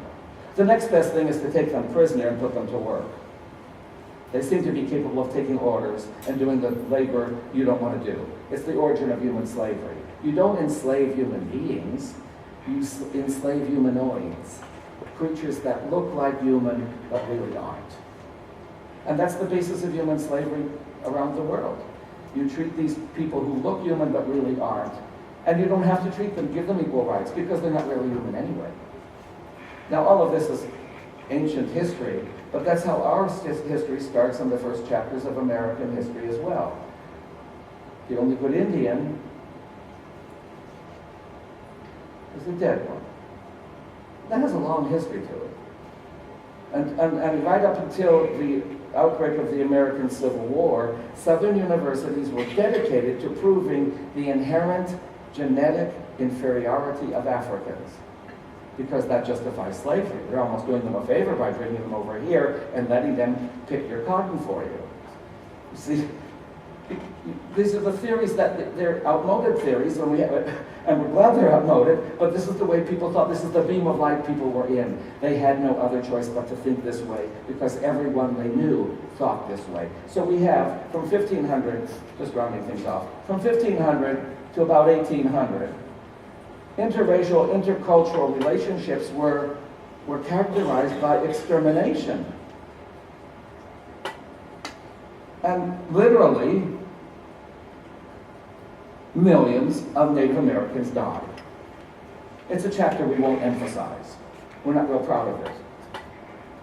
But we shouldn't deny that it happened. There's a big cover-up. And every Native American kid knows this, by the way. But that's the opening story. It's not a happy beginning, but the good news is, under Jefferson, when they bought the Louisiana Territory and Lewis and Clark came through here and went all the way to the Pacific Ocean, the cabinet met and said, are we going to continue this extermination policy all the way to the Pacific Ocean? Now we have hundreds more Indian tribes. Are we going to kill all of them off too, like we did back east? Or can we come up with a more humane policy? And they did, and they said, we'll simply get them out of the way. We won't kill them, we'll just put them in places we're not interested in. One of them is called South Dakota, and the other is called Oklahoma today.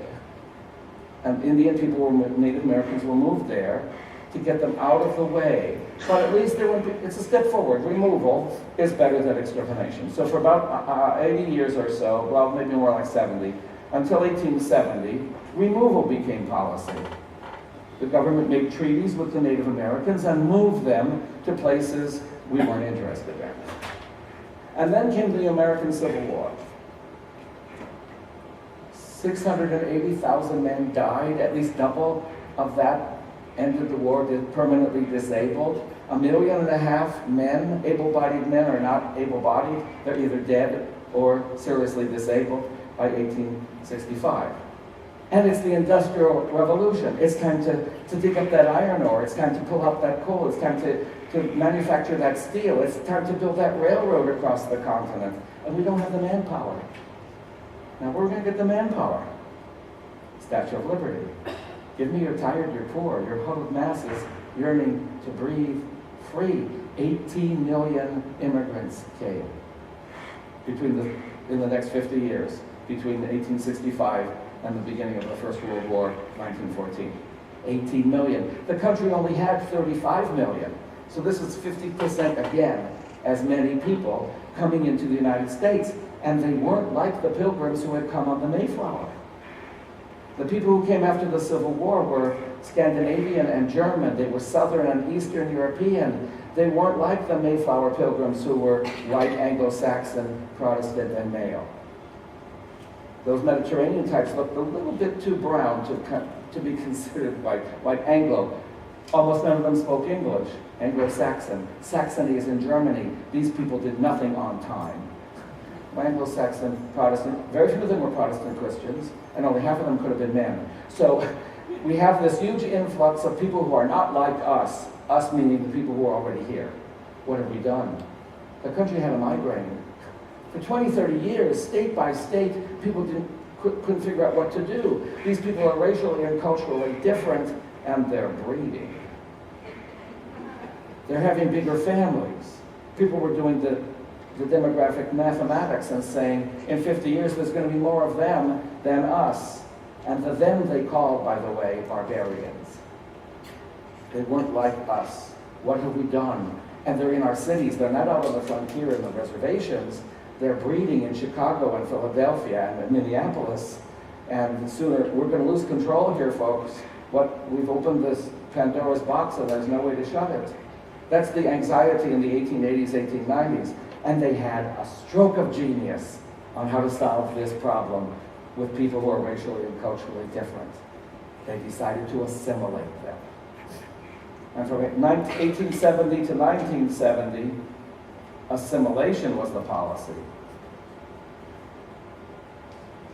We're going to teach them to be like us. We'll teach them our language, we'll teach them our history. We know they weren't really here for Valley Forge or Gettysburg. They weren't really here when Washington was president or Lincoln, but we'll teach their kids that that's their story now. And the agency for doing this was the public school. Public schools were established to assimilate the immigrant children, to teach them how to be American. But what it meant to be American was Anglo-Saxon. We're not interested in your language, your culture, or your cuisine. We want you to fit in, and if you want to be accepted as an American, you do things the way we've been doing it since Plymouth Rock, 1620, 1776. You're being assimilated into our culture. It's not a negotiation here. To the extent that you won't fit in, to that extent you represent a kind of un-American activity. And if you remember, I remember growing up with this, the public schools were one thing, and the Roman Catholic Church throughout the United States had a parallel school system. Why? Because the public schools were basically saying, if you're going to be American, you came on the Mayflower, you're a Protestant Christian, and that's our heritage. And the Catholics were marginalized. But the Catholic hierarchy set up a separate school. You can be American, but you're not going to give up your religion. But this is the melting pot. Everybody squeezed into one identity. We all came on the Mayflower together. And to the extent that you can buy into that story and make that your culture, you're in. And to the extent that you can't or won't, you're out. Now, we had trouble with this by 1970 because there were huge minorities in the country who could never fit in. Not just the Native Americans. It's really hard to teach an Eskimo that they came on the Mayflower. It just doesn't compute. But what about the Chinese migration? Or the Japanese? Or the Vietnamese during the Vietnamese War and after the hundreds of thousands of people Hmong from Laos and so forth? Who would believe that they came on the Mayflower? It's like crazy. And so assimilation broke down back in the 1970s and 80s because there were too many people saying, when do we get accepted? We will never be white, we're Asian, we're not Anglo, we speak Mandarin, we're not Saxon, we have a different calendar and we're Buddhists. When do we get to be American? When is that going to be possible if you stick to this idea? And finally it was the courts who said, you can be American now. I'm not sure the American people voted for that, but the Supreme Court did. So, back to my story. Alaska became American territory just when the federal government of the United States was saying, as a policy, when we take over Alaska, we're not going to have Indian wars. We're not going to kill off these people. They're the majority of the people there, and they were till 1920. We're not going to kill these people off. We're not going to put them on reservations. What we are going to do is teach them to be like us. And so the public school came like this. One fine day, a barge came up, in this case the Kuskokwim River, and unloaded a ton of boards, long, straight pieces of lumber. Now, we live on the tundra where there are no trees. There's some bushes, but there are no trees. The only wood we have is driftwood that comes from the interior down the river. So when this ton of lumber was delivered, the elders of the village walked out and examined it. Chawawuna, what is this stuff? They ran their hands across it. They knocked their knuckles against it. And they concluded, move up, it's wood. They'd never seen wood in this shape before. Big steam bath tonight. Then carpenters came and they built a one-room schoolhouse, 10 by 20, rectangular with a pitched roof. In my wife's village, they built the new school, over the village well. It saved the Bureau of Indian Affairs the extra cost and expense of digging a new well for the teachers. So they built the school over the village well. When the elders came out and asked, what are you building, Chalichi? The carpenters could say, we're building you a school. Skulok became a Yupik word. But what's a skulok? Apparently it's a big pointed wooden thing that sits on your water supply. People still had no idea what this was about. Then the teachers arrived. In the 1880s and 1990s, you can imagine what a sensation they were. In ancient times, people used shells for the equivalent of money. Later, during the trade, beads became important. And finally, buttons. So when the first male teacher arrived, the real people concluded he was fabulously wealthy. He was covered with buttons. He had buttons on his shirt, on his vest, on his sleeves, on his coat, on his shoes. And his wife, she was even more amazing. She disembarked in the style of the day with a parasol over her shoulder, which blew inside out with the first good gust of local wind, revealing a hairdo, all her hair in the style of the day, piled up on top of her head, sort of like Marge Simpson, Homer's wife. And there was something rather peculiar about her posterior. It stuck way out. The real people gawked. Could that be real? No one dared ask or check. A few days later, Mrs. Fat Fanny came outside, stood in front of the strange building, the school, and began making all this clanging noise. Da-bang, da-bang, da-bang. Now the real people are looking out their doors and windows. What is Big Butt doing now, they asked. And they went back to sleep. They didn't know they were supposed to send their kids up to the weird building, and the kids didn't want to go there. And we know this because the teachers, for the first time, begin writing to the superintendent of schools. There's something wrong with these people. We rang the bell all day and nobody showed. We're taking matters into our own hands. And they begin hiding in the bushes, waiting for the kids to come out to play. And when some pupils get close enough, they jump out, grab them, shanghai them, pull them up to the school, shove them through the door, lock the door, and go on the prowl for more pupils. Using this technique, they eventually filled the benches in the school. Now, in those days, they didn't have separate desks. The kids sat in rows of benches and tables, the smaller kids in the front, the bigger kids in the back, and a couple of rows of kind of medium-sized kids somewhere in the middle. 30, 40, 50 kids. Once the seats were all filled, school could begin. The teacher stood there with the handbell in her hand. Now, boys and girls, when I ring this bell, all of you come here. Charades work. The kids get the idea. Of course, they don't get the idea to come immediately. As long as they come that day, they figure it's good enough. And another thing the teacher says, you must not speak your language on school property during school hours. In the assimilationist period, there's no bilingual program. Everyone's going to learn English and only English, and we catch you speaking any other language, you'll be severely punished. She says this in perfectly clear English. You must speak only English on school property during school time. But no, the kids don't speak any English, of course. 10 minutes into the lesson, Ivan and Nikolai are chatting with each other, whispering, what's she saying? I can't understand her. Violating school rule number 2. The teacher walks over to those 2 7-year-old boys and slaps them both across the mouth. And the rest of the student body gets quiet for the next 6 years. I asked my wife what it was like to go to such a school. She says it wasn't so bad. We used to play school at recess. How'd you do that? You went outside and slapped each other around? She says, no, we sat in the dirt or in the snow in rows, and the play teacher stood before the others and went, and we pretend to speak English too and go, and that was school. When did you start to learn anything? She says, 4th grade. So you sat through 1st, 2nd, and 3rd grade, understanding and learning nothing at all. Right. That was school.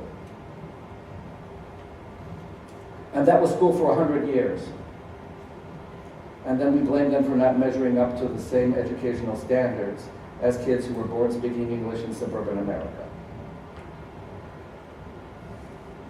Which is the bigger surprise? That in my family we have 13 college graduates coming out of my story of school? Or that all my wife's siblings have college degrees too? Who were the bigger heroes? Who had to overcome more obstacles? Who had to adjust to a completely new culture? Because you see, in their culture, the spoken word is all that matters. The spoken word is all that matters in traditional cultures. The written word has virtually no validity or authority whatsoever. If you've been dealing with the federal government and Indian treaties, you can understand why the written word has no validity. It's never been honored anyway. But for traditional people, I learned this from that same book that my grandmother admired. I had a copy when it was freshly published in my office. And a senior, a woman who had been through 12 years of public school and 4 more years of university training, about to become a certified teacher, walked into my office and spotted the book on the table. She said, "Oh, Father Michael, your book is finally out. Can I look at it?" "Sure, fine." She walked over and picked it up. She flipped through it. There were no pictures and just one map, not much to look at, really. She put it back on the table and she said, "That's really nice, but none of those words ever happened." "What do you mean they never happened?" She said, they were never spoken. They're only written words. And I can shred your book, I can burn your book, I can throw it in the fire, I can toss it in the trash, and none of those words ever happened. But the words I say, and she made this gesture, the words I say go off to the ends of the universe, and you can never take them back. You see what a remarkable difference that is in the way language itself is understood and appreciated. Written words, no significance. Spoken words last forever. Be careful what you say. And so many stories throughout traditional history are about someone saying what should not have been said and setting up the tragedy that follows in the story. Be careful of what you say. Spoken language has power. And written language, not so much. I can just, to end this section, to show a real cross-cultural breakdown.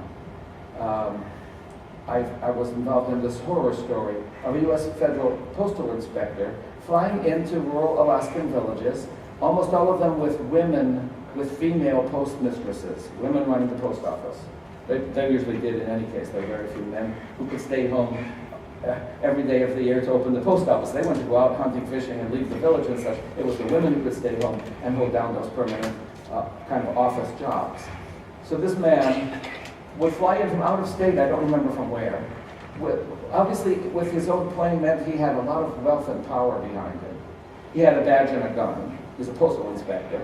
He would come to the post office and chase all the clients, all the customers out, and sequester the woman running the post office, and announce to her behind locked doors that there was money missing from the till, and this was a federal crime, and he was there to investigate this. Now, inevitably, the woman knew nothing about any money missing from the till, and denied any knowledge of it. But this guy has the gun and the badge, and he's just shut down the post office. And he looks around and says, "Oh, you have a Bible. I'm a Christian too. That's wonderful. I'll go to bat for you. If you just sign these papers, the whole case will be dismissed." But the papers are a confession. And she signs because she believes what he's saying. And he puts handcuffs on her and takes her off to prison. He did this with over 30 women. His reputation soared within the Postal Service. He was the most successful postal inspector in the United States. But none of the confessions were true. And then the case came up in court. Why would someone sign a confession when they weren't guilty? And I had to come in and tell stories like this and say, because the written word didn't mean anything to them. And they were going with the spoken word, what this man was saying. And they couldn't believe that an official that high up would lie. They don't know much about American politics, apparently. But you see, this is real. This puts people in prison. The case got dismissed. because the postal department did not have accurate enough financial records to prove that any money was actually missing in the first place. But you see, this is the case where your worldview, the way you see the world, the game of life as you understand and play it, the story into which you were born, comes into direct conflict with the way people in the dominant culture see the world, play the game of life, and understand the story. This is the big picture, the macro picture I've tried. This cultural section could go on for weeks if we were taking this as a college class. I could give specific examples from many cultures from around the world. In the broadest possible way, I've tried to introduce you to the whole reason why culture is an important factor in the very fact that miscommunication is going to happen. Now, what do we do with that when we're sitting down one-on-one with a student or a parent? What if we're trying to find out more about the story into which they were born, to sort of peek into their beam of life, to understand how they played the game of life? If we want to do that, we have to sit down and listen. We have to talk. We have to get acquainted. We have to spend time. And it's something I learned at the conference that I just left yesterday. We can say this over and over again and people will balk. The only way you're going to understand these folks, your students, their parents, and the rest, is to spend some time and develop a personal relationship. And the argument against that is, I don't have time. How do I have time to develop a personal relationship with 20-something, 30-something, maybe 30 kids in the class, and then their parents and all the rest? I don't have time for that. At this recent conference that was for actually the opposite spectrum of students, the intellectually and physically disabled students in Washington State, the presenter said, if you spend 2 minutes a day with a kid for 10 days, you will have developed a relationship.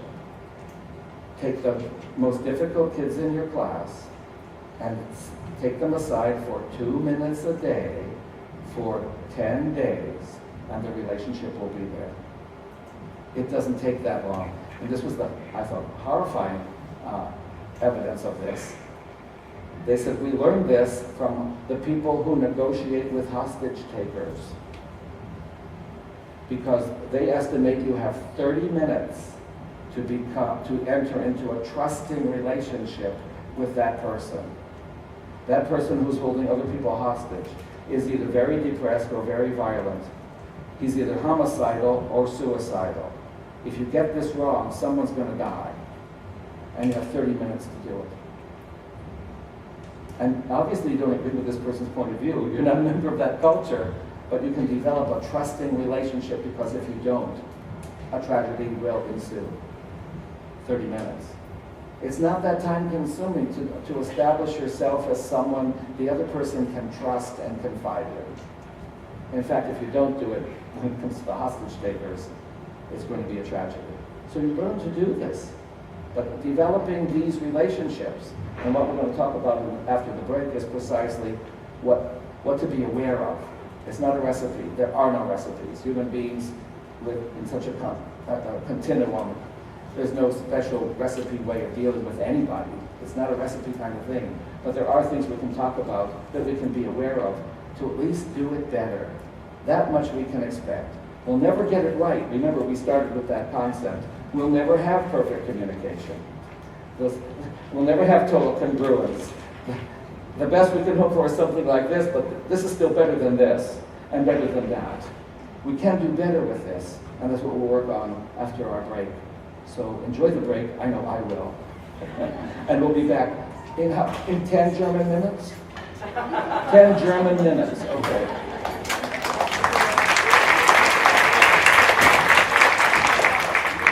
But the clock is my enemy. I've come to realize that if we had time to explore it, thanks. There's another concept of time that operates in most other cultures, just not ours. The Greeks had a word for it, and the English language doesn't again. It's one of those concepts that doesn't translate into English. We don't have an English way of speaking about it because we don't experience time this way.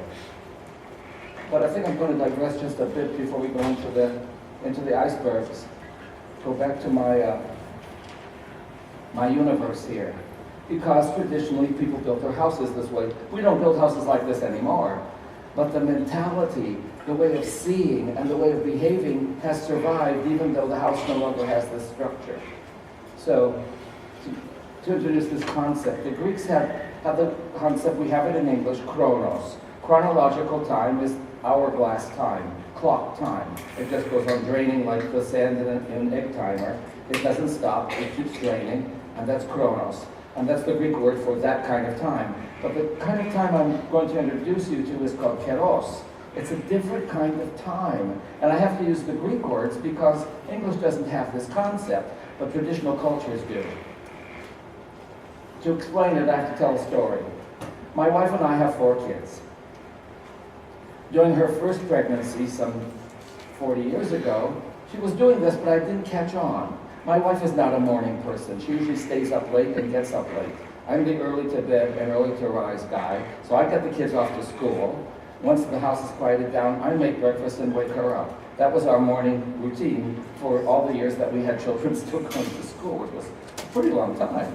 In any case, she, like I said, usually stays up late and then sleeps later, but not when she was pregnant. I didn't notice this because Anastasia was born in October. She was getting up early in September, August, July, and June. Well, everybody's up early in Alaska in those months because it's daylight. But Katrina was born in late January, and my wife was getting up early and leaving the house in January, December, and November, the coldest, darkest months of the year. So one morning when she was up even earlier than I, and coming in from a blizzard outside, I had to stop and ask, "Where did you go?" And she said, "Out," which was obvious. And then I asked, "Well, why?" And she said, "It's what we do." We, in this case, had to mean Yupik Eskimo women, but I had no follow-up question. I didn't know what to ask next. Months later, I was giving a graduation speech at a boarding school. We still have them in those days, Bureau of Indian Affairs boarding school. And the rumor was that I could talk like a human being, that I knew Yupik, basically. And the students there kind of doubted this. So when I arrived somewhat late for dinner and sat down with my cafeteria tray, I was immediately surrounded by 5 or 6 Yupik teenage boys who began bombarding me with questions in Yupik. Kituzit, who are you? I gave them my Yupik name, Atachtayata. Chamyonguzit, what town are you from? I wasn't about to say Allentown, Pennsylvania, and blow my cover. I switched the topic and said, my wife's from Kuitluk. I Bakakwitluk. So far, so good.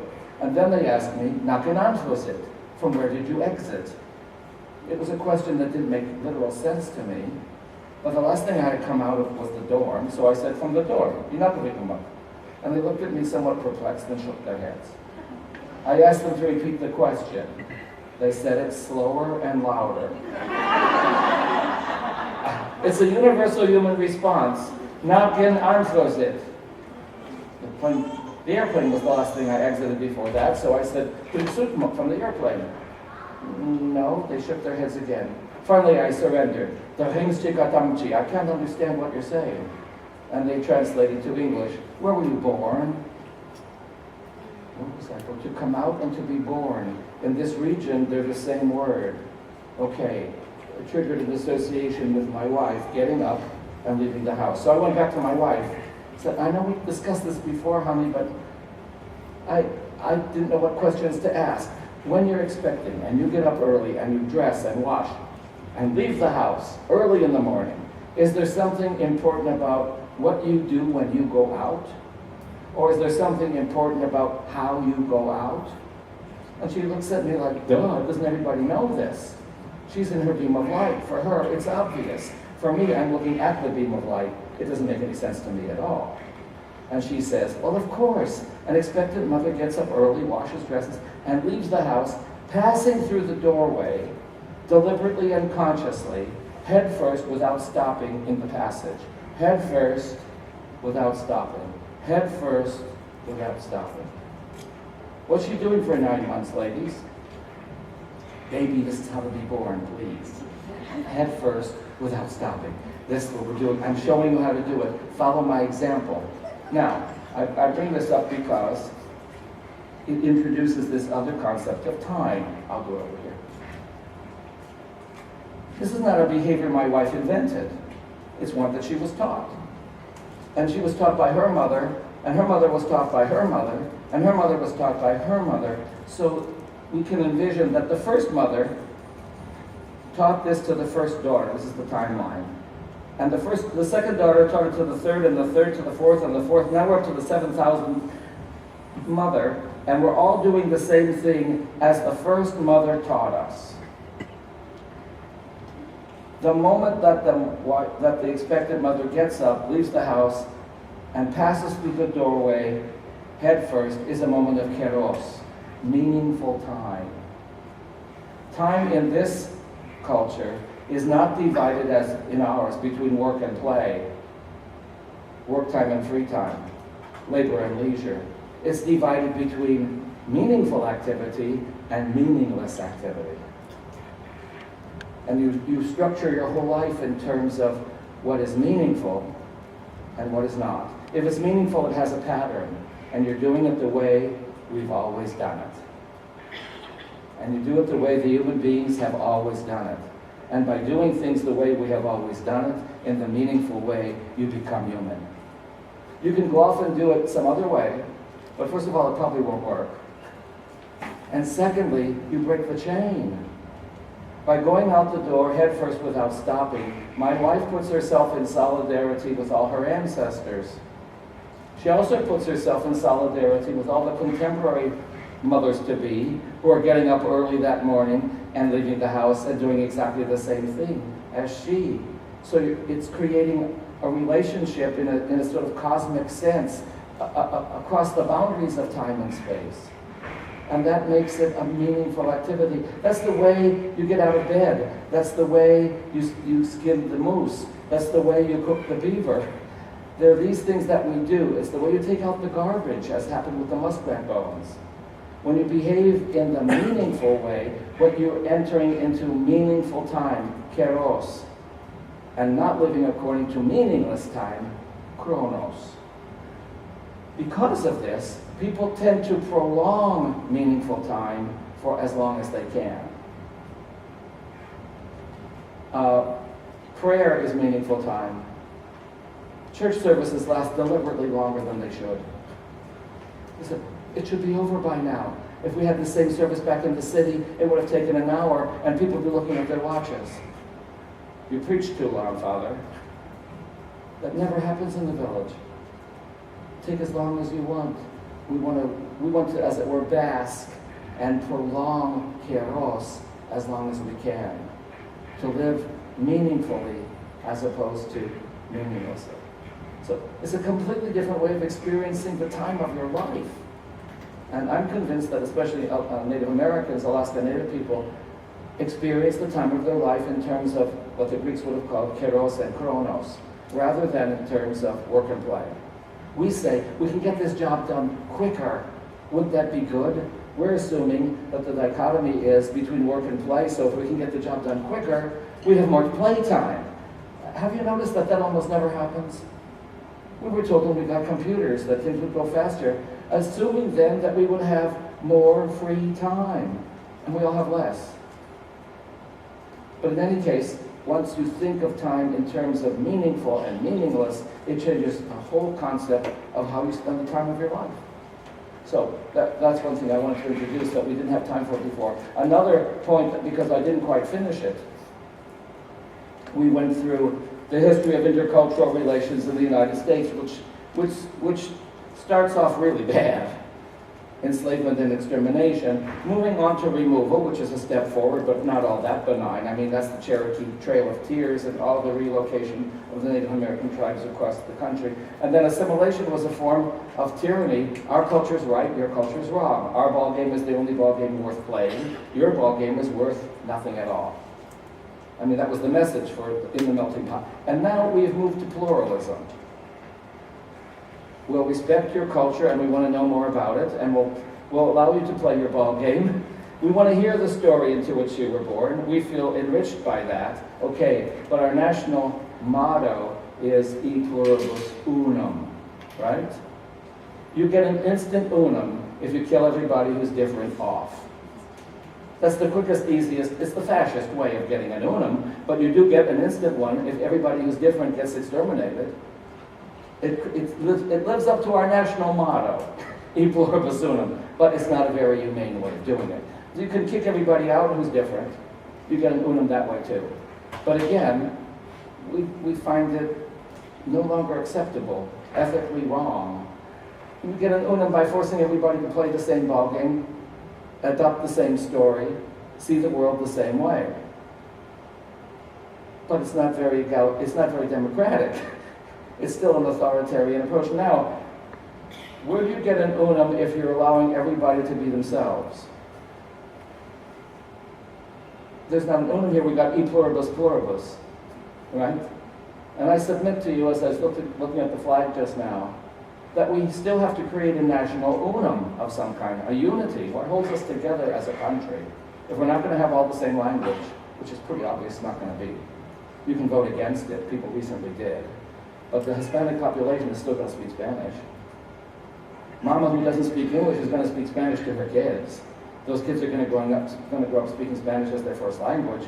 You may not like the idea, but it's impossible to change it, isn't it? Mamacita doesn't know English. She's going to habla español.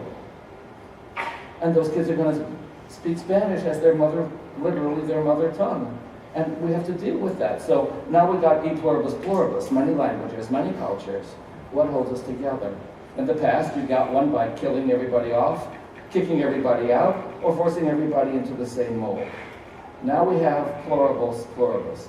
I think we need to find a reasonable unity across all the cultural and linguistic and sociological boundaries. And I think we have it. To teach our kids the Pledge of Allegiance. It ends with 6 very important words and an even more important punctuation mark. With liberty and justice for all. Period. It doesn't say all pilgrims who came on the Mayflower, all people who are white but not of color. It doesn't say all men and not women. It doesn't say all people of one sexual orientation or another, or one religion or another. It's all with a period. As long as we're all committed to that, that's what will hold us together. I'm committed to you being you. I'm committed to having your story affirmed as a legitimate story. I'm committed to you playing your ball game as you see and understand it. I'm committed to keeping your beam of light because I want to peek into it and see the world the way you do because it will expand my brain. It will make me more human. Imagine how wise we would be if we could walk through the shed and see the world this way, and this way, and this way. And we'll only be comfortable and competent in our own ball game. That's not going to change. It's not at risk. But we can learn to appreciate the ball games in our town and admire the people who play that ball game well. That we can do. Respecting the other while retaining our own. Freedom and fairness for all. By the way, I told you I was just at this disabilities conference in Washington. This didn't just happen to Native Americans. It happened to people who had any kind of handicap. They were euthanized at birth. A Down syndrome baby was killed. Those who were blind or deaf were hidden from public view, kept out of the public eye, segregated, put into asylums. And then, okay, you can participate to the extent that you're capable of doing things our way. All of these also apply to the disabled as well. And now we're saying, your disability is also part of our diversity. And we need to have you as part of our community to help us become better human beings. I worked with a man who was born with cerebral palsy some years ago.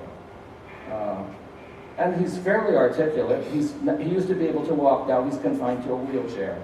So his disability, it will eventually take his life. But he's lived practically a full life as it is. And discussing his disability with him as a culture, the culture of the disabled, the culture of the hearing impaired, the culture of the blind, in this case, the culture of the physically disabled. He says, if I were offered a cure today for cerebral palsy, I would not take it. And this shocked my class, it shocked me. Because he says, using my beam of light analogy, you're looking at me and you see something broken that needs to be fixed. But looking along my beam of light, my disability is part of my story, but it's not the whole story. I'm more than just cerebral palsy. But it's an important part of my story. If you took it away from me, I'd have to start a new story. I don't want to start a new story. I like my story. I don't want my story completely changed at the age of 55. I don't want to start all over again. My disability is part of my story, and my story is a good story. And it's part of the human condition. So if I were offered a cure for my disability, I would refuse it. And he compared it, this made it clear. It would be, he said, as if you woke up tomorrow the opposite gender. You've been a woman all your life and now you're a man, or vice versa. You'd have to redo all your relationships. All your friendships would change. I don't want to change all my relationships. I like my friends. I like being part of the disabled citizens' rights movement. I would have to change my whole, I like my life. I'm not broken, don't try to fix me. Now that's a wonderful way of seeing it now. I would have never thought of it in that way if I hadn't met Norman. His disability helps me see something about humanity I never would have seen without him. I'm enriched by his presence in my life. I don't have to fix him. I can accept him for who he is. And that's what we're talking about. Accepting people for who they are. Now, back to the bottom of my iceberg before we run out of Kronos, my enemy. We come back to the icebergs.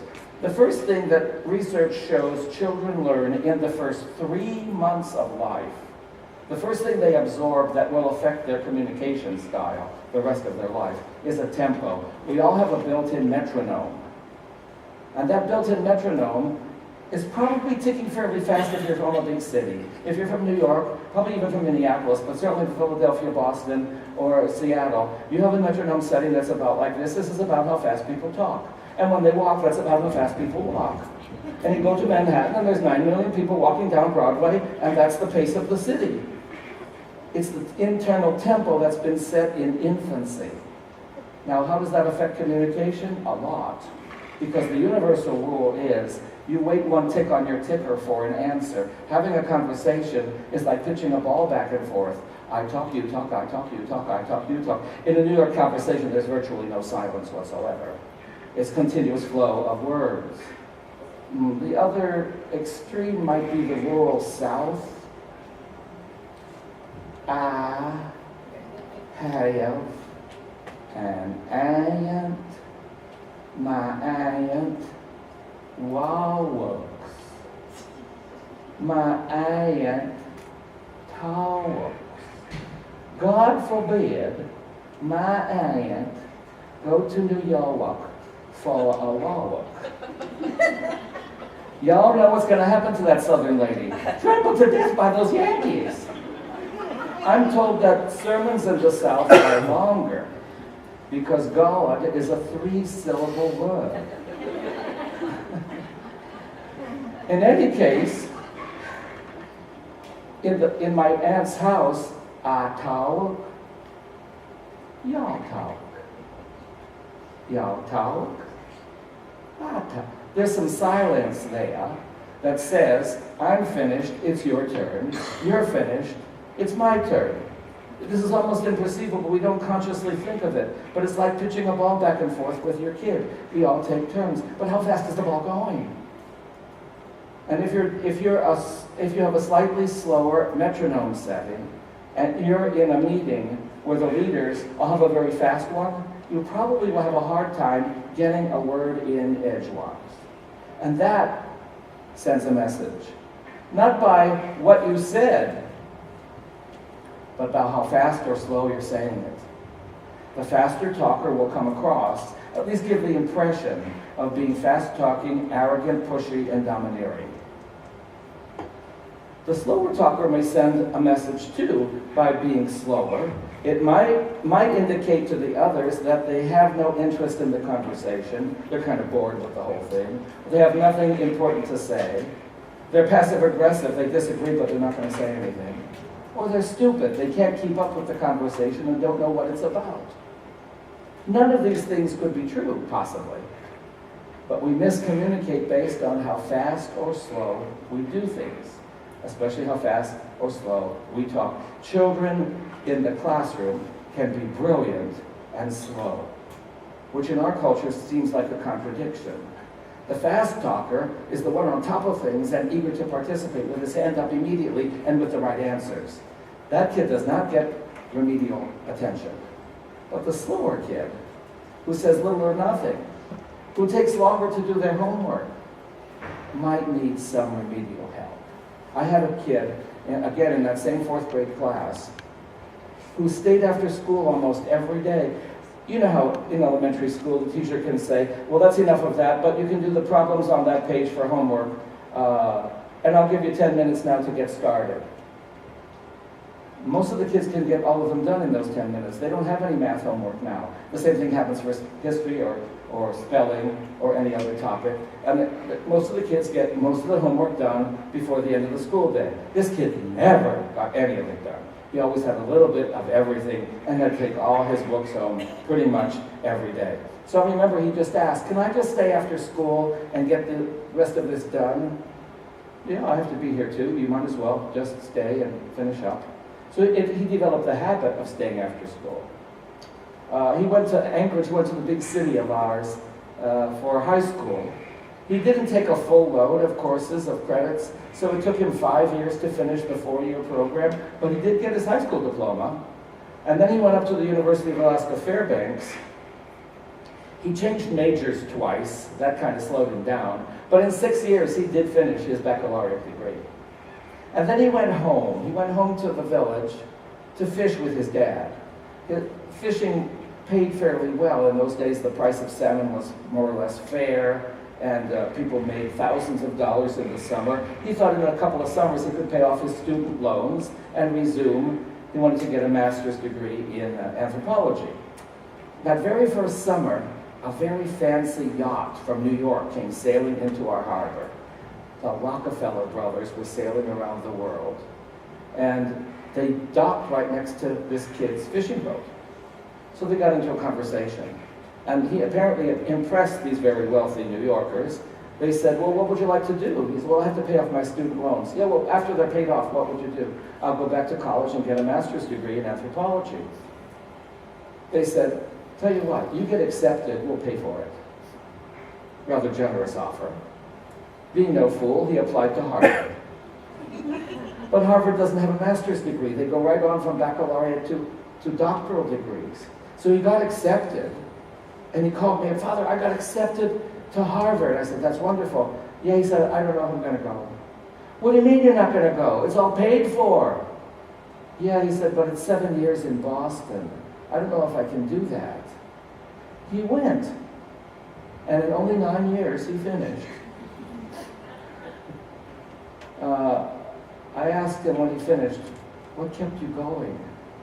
From your kindergarten class of possibly 10, you might be the only one who actually got a high school diploma, let alone who went on to college and finished a baccalaureate degree, and now a doctorate.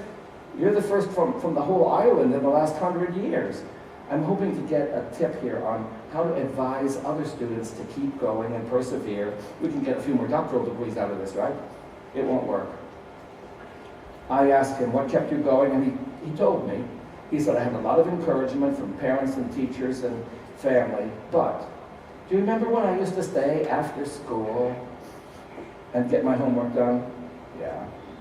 Do you remember that certain principal who was only there for a year, nobody liked him, he didn't get along with anybody? Yeah, I remember him too. He said, well, I was staying after school multiplying fractions or something, and he walked in and he saw me. He said, are you on detention? Are you in trouble? He said, I didn't even answer him. I just sat there doing my math. This means. And that principal said, I don't know why you're trying so hard. You're just going to grow up to be one more drunken native. Can you imagine a 50-year-old educator saying that to a child? I can hardly find it but it's obviously true. He said, every time I thought of quitting, I remembered his words, and I'm going to prove him wrong. We made sure he got an invitation to that Harvard graduation. But you see, almost all the problems that young, now PhD from Harvard University ever had were from the very fact that he was viewed as slow. And yet, he's clearly a very intelligent, gifted young man. But nobody recognized that, simply because of this one characteristic. It's something we have to be careful of. We get along best with people with whom we are synchronized. People who talk much slower than us are just frustrating. My mother would say that about my aunt. Why can't you just spit it out already? But my wife has a slower pace, and I think she's on a campaign to slow the rest of us down. I've done my best to indicate to her that these behaviors are on our hard drive since infancy and early childhood. It's too late at the age of 70 to try to change someone's tempo. I can deliberately be quiet and let her talk, but it's not going to change my tempo. But now she has a new strategy because my sons share my tempo, not hers. She'll start a sentence at the dinner table. Now, I have a story to tell you. I met Mr. So-and-so today. Of course, she said it twice as slow. I have a story to tell you. I met Mr. So-and-so. And then she'll put a mouthful of food in her mouth. And she chews at that same slower tempo. And the rest of us are stymied. We don't dare say anything because she's in the middle of a sentence and about to tell a story. And so she gets this silence at the dinner table, which she would ordinarily never have at all. But I know that that's consciously, deliberately what she's shooting for. She got the rest of us to shut up and be quiet. And she manages to do this with increasing skill because in her culture, talking at the table is not considered appropriate. Eating the food is important. You pay attention. Even when my kids were little and they got a little rambunctious at the table, she would tap the table with her finger and say to them quietly, respect your food. And they knew what that meant. Be quiet and eat. If you want to sit around the table and talk, do that when you're finished, not while you're still eating. Now that's cultural. You never know what the cultural ballgame rules are until you violate them. And then you find out, and then you make the adjustment. But isn't that how we learned our first language too? The irregular verbs weren't irregular until they taught us that they were, and then we learned how to do it the right way. But that's just the process of learning. So tempo, we have different tempos. It's really something to be sensitive to and to recognize. And slow does not necessarily mean unintelligent. And fast does not always mean smart either. But we tend to like the people who share our tempo and view those who are faster or slower with some suspicion. Let's put it that way. Moving up our iceberg, music. By music here, I don't mean like lullabies people sang to you in the cradle. I mean, how did they talk to you? In standard American English, in most American homes where English is spoken as the main language, I thought I put this here. Yeah. When a newborn baby comes home, we tend to speak to that child on very high notes. The smaller the child, the higher we go. We squeal at our babies. You see grown men picking up this newborn child and talking to, and then often goes, these may be the first human sounds you heard in infancy yourself. What are we doing to that kid? We are, in computer terms, programming onto their hard drive all the notes needed for speaking English. English is not a tonal language like Mandarin Chinese or Tlingit Indian, but it is tonal in the sense that the music changes the meaning. And this is something that research shows women are highly sensitive to. Women give the music 50% of the value in a conversation. Men, on the other hand, tend to ignore the music almost completely. This explains, guys, why your wife, girlfriend, mother, or daughter has recently turned to you and said, "What did you mean by that?" Ladies, when you ask us guys that question, we have no clue. The man will almost certainly repeat what he just said the second time exactly the way he said it the first time. This is called, in highly technical sociolinguistic jargon, digging your own grave. Now we're going to have a fight, and no one's going to know what it's about. I'm telling you now, you sang it wrong. What do I mean by that? I can tell you a self-deprecating story about myself. Some years ago, when I still had 4 teenagers in my immediate family, I came home from a long trip, blizzard conditions. The plane circled around Juneau for, I don't know, half an hour. We finally landed, got into a taxi, got home, 1, 2 in the morning on a school night. Everyone should have been in bed. I come in the front door of the house, flip on the lights, and much to my surprise, my 2 middle children, Ekaterina and John, are waiting up for Dad. Teenage boys usually don't wait up for their dads unless they need money. So I know why John's there. But Katrina, as I flip on the lights, jumps up and exclaims, "Guess what, Dad? I got the lead in the school play." It's 2 o'clock in the morning. I'm wincing because I just turned on the lights and it's too bright for me. I turn to my daughter and I say, "Oh, that's terrific, honey. I'm going to go to bed." 2 weeks later, Katerina and I are disagreeing about something, I don't know what. And she says to me, "And you didn't even care I got the lead in the play." Fortunately, son John was present at the second occasion. He said, "Now wait a minute, Katrina, I was there that night. Dad said he thought it was terrific." That's my boy. She says, "Yes, but he didn't mean it." Ladies, you know what I should have said, even at 2 in the morning?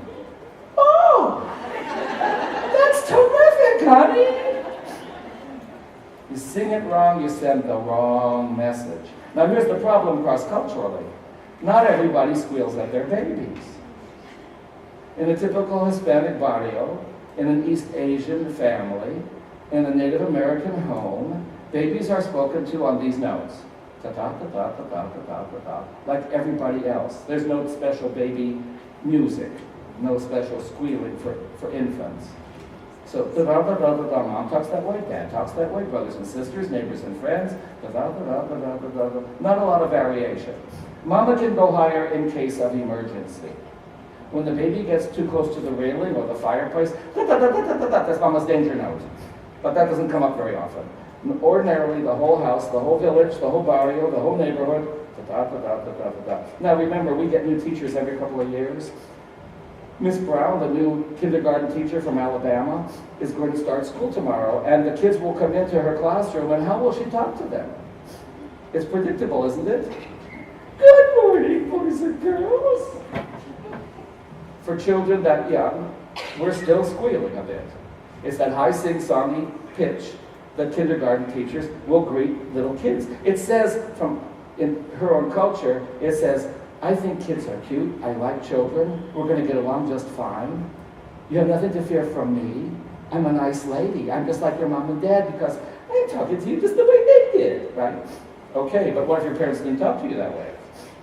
And if this is danger, this is hysteria. The woman has lost her mind. Now, is this teacher trying to terrify these children? Of course not. Does she know that's what's happening? No. Do these kids want to come to school tomorrow? Probably not. Can anyone explain this? Not on site. This needed to be taught before Miss Brown got there, you see. We send people into multicultural neighborhoods and schools and institutions with absolutely no preparation. We don't send Peace Corps volunteers overseas without giving them some guidelines as to how best to get along with the people to whom they're sent, but we do virtually nothing to send professionals, not just school teachers, doctors, nurses, law enforcement officers, counselors, social workers, and they're all going through the revolving door. These people, these kids, this place, and leaving frustrated and often angry. We shouldn't be doing that to the professional people either. It's not just the recipients of these services who suffer from the system. It's the dedicated, highly educated care providers, teachers, and counselors who are also suffering from this. There was a valedictorian from, I forgot the name of the university, North Central Pennsylvania. I was there and gave a series of talks the year after this guy graduated. And he went to Alaska to teach, and he lasted not even a full semester. And he was the best and brightest in the school. And as I gave my talks, the people who knew him began kind of knowingly nodding their heads and saying, well, if he'd only known this before he went. Well, why wasn't he given this kind of training? We require in our state cross-cultural training within 3 years of being hired. That means you can go for 3 years without ever getting any training. And by the end of 3 years, you're frustrated and aggravated and you've left and you never get it at all. I do get the ones who are still around, and you can see they're in the back of the room usually taking my class under duress. You can see the expression on their face and their arms folded like, okay, make me do this. Well, the state of Alaska is making you do it. I have to convince you it's worth your while. It's not about them. It's about us. And knowing some of these things about each other helps our relationships with everybody else, not just some newly arrived minority. It helps us understand ourselves and understand and relate better to each other in our marriages, in our families, in our communities. It's not about somebody else, it's about you and me. And how do we understand and get along? Poor Katrina. I brought up that misunderstanding we had. It took me 20 years to bring up the topic. She still didn't believe me. I can apologize for it, but you see, what my son heard was a tired old guy coming home from a long trip. What my daughter heard was, Dad doesn't really care I got the lead in the play. And it's pretty tough to reverse that after it happens. On the other hand, as we know, miscommunication is going to happen and we just have to live with it. Now, so music is another important factor. Foreigners almost never learn the music. They bring their music to English. We don't even try to teach them the music. I suffered, I would say, for years in graduate school with men and women who were born in Russia and for whom Russian was their first language. Now they were speaking English with only a slight accent, but they sang English on the Russian musical scale. The Russian musical scale will begin in the middle of the sentence, of the grid, of the treble clef, the middle of the staff. And they'll go slightly lower at the end. The next sentence will begin there and go slightly down again. The entire movement will be down the musical scale. I will finish my brilliant opening paragraph, but I will be quite low indeed. And by this time, all the American students will be sleeping.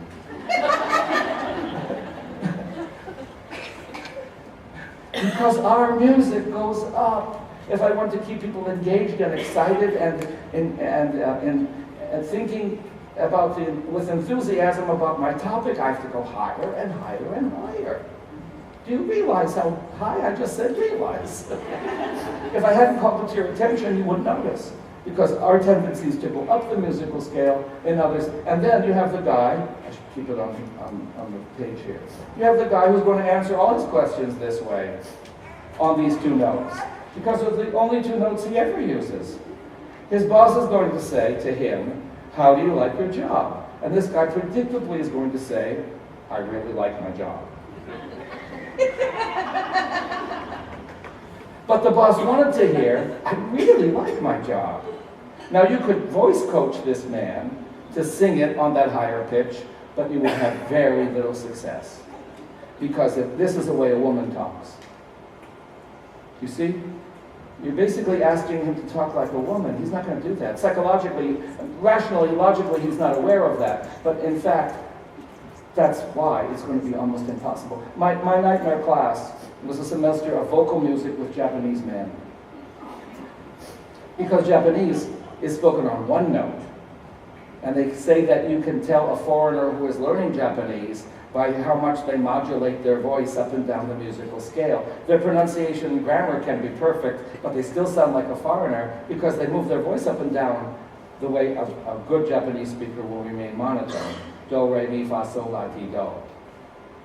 Julie Andrews would not appreciate the effort, but you see, It's almost impossible to get them to go up and down the musical scale because in infancy and early childhood, that's what they learned. And it's very difficult to change any of these behaviors. Moving up our musical scale, we have distance. Where do you stand when you're talking to someone? Sorry, I have to thicker marker. I have it here somewhere. How close is close? How far is far? Close, far. English-speaking people automatically stand at arm's length from each other. We're programmed to do that. We don't measure it. It's just automatic. That's how far apart we stand when we're talking to each other. I could have measured people off during the break. That's how far apart we stand. It's what English-speaking people do. Frenchmen tend to stand at sleeve length, a little bit closer. It's not noticeable, but if you lived in France, you would feel a little put upon because people would be standing slightly. Now, Greeks and Italians, elbow length. What happens when the Englishman and the Greek meet? The Greek will stand this close, the Englishman will back away. But the Greek will get this close again, and the Englishman will have to back away again. And the conversation that starts on the stage will be out in the hall in 15 minutes. It's predictable. We invited to our university 60 or 70, maybe 80 West African men about 20 years ago without making any provision for the cross-cultural difficulties that would ensue. And this was the first one. The Nigerian men were our soccer team. They were all 6'2", 3, and 4. They were all 200 and something pounds. They were big, strong, athletic African men. And about Halloween time, maybe Thanksgiving, somewhere in October, November, a delegation of these Nigerian athletes came to my office and complained that racism was much worse in America than they ever could have imagined. Now, I'm not going to deny that racism exists. We know it does. But these were big, strong, athletic men. Who was picking on them? It didn't compute initially. I said, what is your experience of racism? And they said, we've been in this country August, September, and October, 3 full months. Not one of us have made an American friend. There's a color barrier here. We have social apartheid on this campus. The Africans are left to their own place, and everybody else. I said, I'll get back to you. And I recruited a couple of faculty members. Keep an eye on the Nigerians. There's something strange happening. And what they told us was true. When they came into a room, other students left. But it had nothing to do, as it turned out, with race. The Nigerian men had the Italian distance. Imagine these men, as big and strong as they were, trying to be friendly. They'd come up and get within elbow distance, which wasn't here because they were tall. It was more like here. And their volume dial was set slightly louder. We would get this close and talk to someone in that volume level if we were really angry with them. And when you saw a bunch of the Africans coming down the hall, it looked like each was in the other's face, like they were having an argument. It sounded like they were ready to come to blows. Do you want to get involved? No. So when you saw them come, you got out of the way as quickly as possible. But it left them in social apartheid, exactly what they were saying. It turns out, however, it had nothing to do with race. It had to do with conversational style. They stood closer. And because they were so big and strong, without meaning to, they were intimidating everyone they were trying to befriend. And the more they tried, the worse it got. And then they had this volume distance, this volume level as well. That was like the zinger. Because we would only get that close and talk that loud if we were sort of furious with this person. If we had a violent disagreement with them and we were ready to punch them. That's what it felt like. And since they were so big, it was intensely intimidating. So we had a class meeting. We called the entire student body together and we said, we're having a problem here with the students from West Africa. They're saying that they're being ostracized. And in fact, our observation proves that that's true. But it's not because of skin color. It's because they're big and strong, they stand closer and talk louder, and they want to go out and get jobs. They have very little chance of being hired. They have a great probability of being arrested. We're going to have to teach them to stand further back and talk quieter. And this is something they learned in infancy and early childhood. This is going to be very difficult. It's the only time I've ever recruited people to help someone else change any of these behaviors. But there were 250,000 of us and 60 of them. They weren't going to get jobs if they walked up to the hiring authority and talked that loud or stood that close. They might call the cops, literally. So we have to teach them how we're going to do it. So we came up with the capital T, the timeout signal. When an African student got closer to you than you felt comfortable or was talking louder, it was the American student's responsibility to signal timeout. And it didn't mean you had to stop talking. It was just the signal to remind each of them to stand a few inches, we're talking inches, a few inches further back and talk a little quieter. And so for months we saw timeout, timeout, all over campus. Now that's been 20 years. Just a few weeks ago, I met one of the graduates in the airport. He'd been living in Boston for a decade, so he's pretty much acculturated into American society by now. And he came up to me and stood right there, and we talked at a normal volume level, and I realized, it's been 20 years, he's learned to do it our way. But then his wife, from Nigeria, whom I'd never met, walked up to him on the other side. She stood this close to him and spoke at the Nigerian volume level. So he was talking to her like this, and she was talking to him like that, up and close and loud in the Nigerian. And then he turned back to me and resumed our conversation. I watched this guy play 2 ball games right before my eyes. And that's what minority people are learning to do, little by little, to play our ball game in public, because that's what you have to do to succeed in American society. And you don't want to offend people. You're not trying to push their buttons or scare them. But on the other hand, you never really lose your own identity. And when you're home with your own folks, you resume your normal, what seems natural. What you're doing over here is with some self-restraint, some conscious self-restraint to meet the conversational needs in public as you have now learned to do it. But at home, you never lose your identity. This never gets erased. You can adapt to another one, but only with a great deal of effort and enough time to do it. And so I know for many of those men, those who went back to Nigeria, they're up close and loud and loving it. They never had to make that adjustment. But those who remained in the United States have been struggling with it for years. And this is something in the dominant culture we don't realize that they have to endure, that they have to adjust. It's the privilege of being born in this country of a certain class, race, and social status. We never have to think about this, but so many millions of others do. And we really have to be empathetic to that. Distance, I put volume up here. I covered it. How loud is loud, how soft is soft. Well, it depends where you're. I'm told by Irish that they always spot the American, the Yank, in an Irish pub because they're the loudest one there. So compared to the Irish in public, we're the loud ones. It's not a matter that one volume level is the right one and one size fits all. It's compared to who? It's all relative. So, loud and soft. Moving up. Here's the way we show politeness. And this is something I learned from those very same Nigerian men. How do you show you're being polite? Well, there are several systems, and amazingly, we all learned them by the time we were 3. You're not conscious of it, but I'll bring it to your consciousness this morning. Deferential style politeness was in vogue when I was a child. It's based on 3 axioms. Each human being is unique. Certain people outrank other people. And therefore, in this system, when you meet someone, you refer to them by their title. For example, when I was a child, all adults outranked all kids. And therefore, when you addressed an adult, you addressed them by a title, sir, ma'am, and if you knew their name, Mr. This or Mrs. That. I was introduced to my mother and father's friends as a child. To this day, I have to call them Mr. This and Mr. That.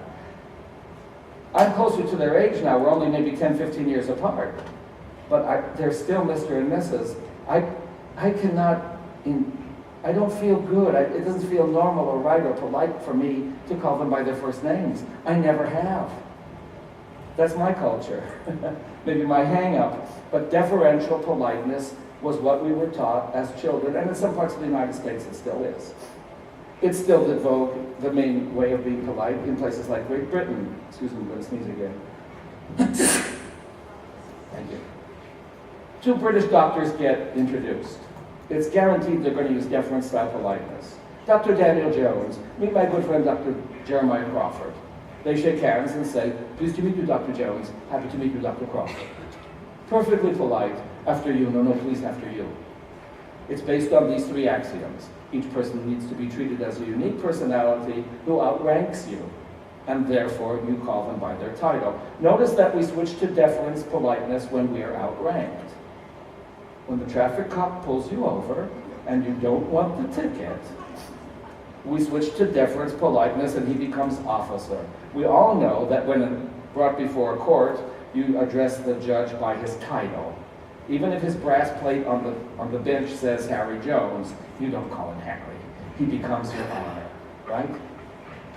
But when did we learn that that's the polite system to use? We absorbed it again in infancy and early childhood. Now, the other form of politeness, which is much more in vogue in our democracy, is called solidarity politeness.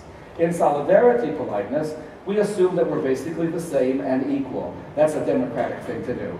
And when you meet someone, even for the first time, you immediately move not to their first name, but even to a nickname, a shortened version of the first name. 2 American doctors get introduced, same names.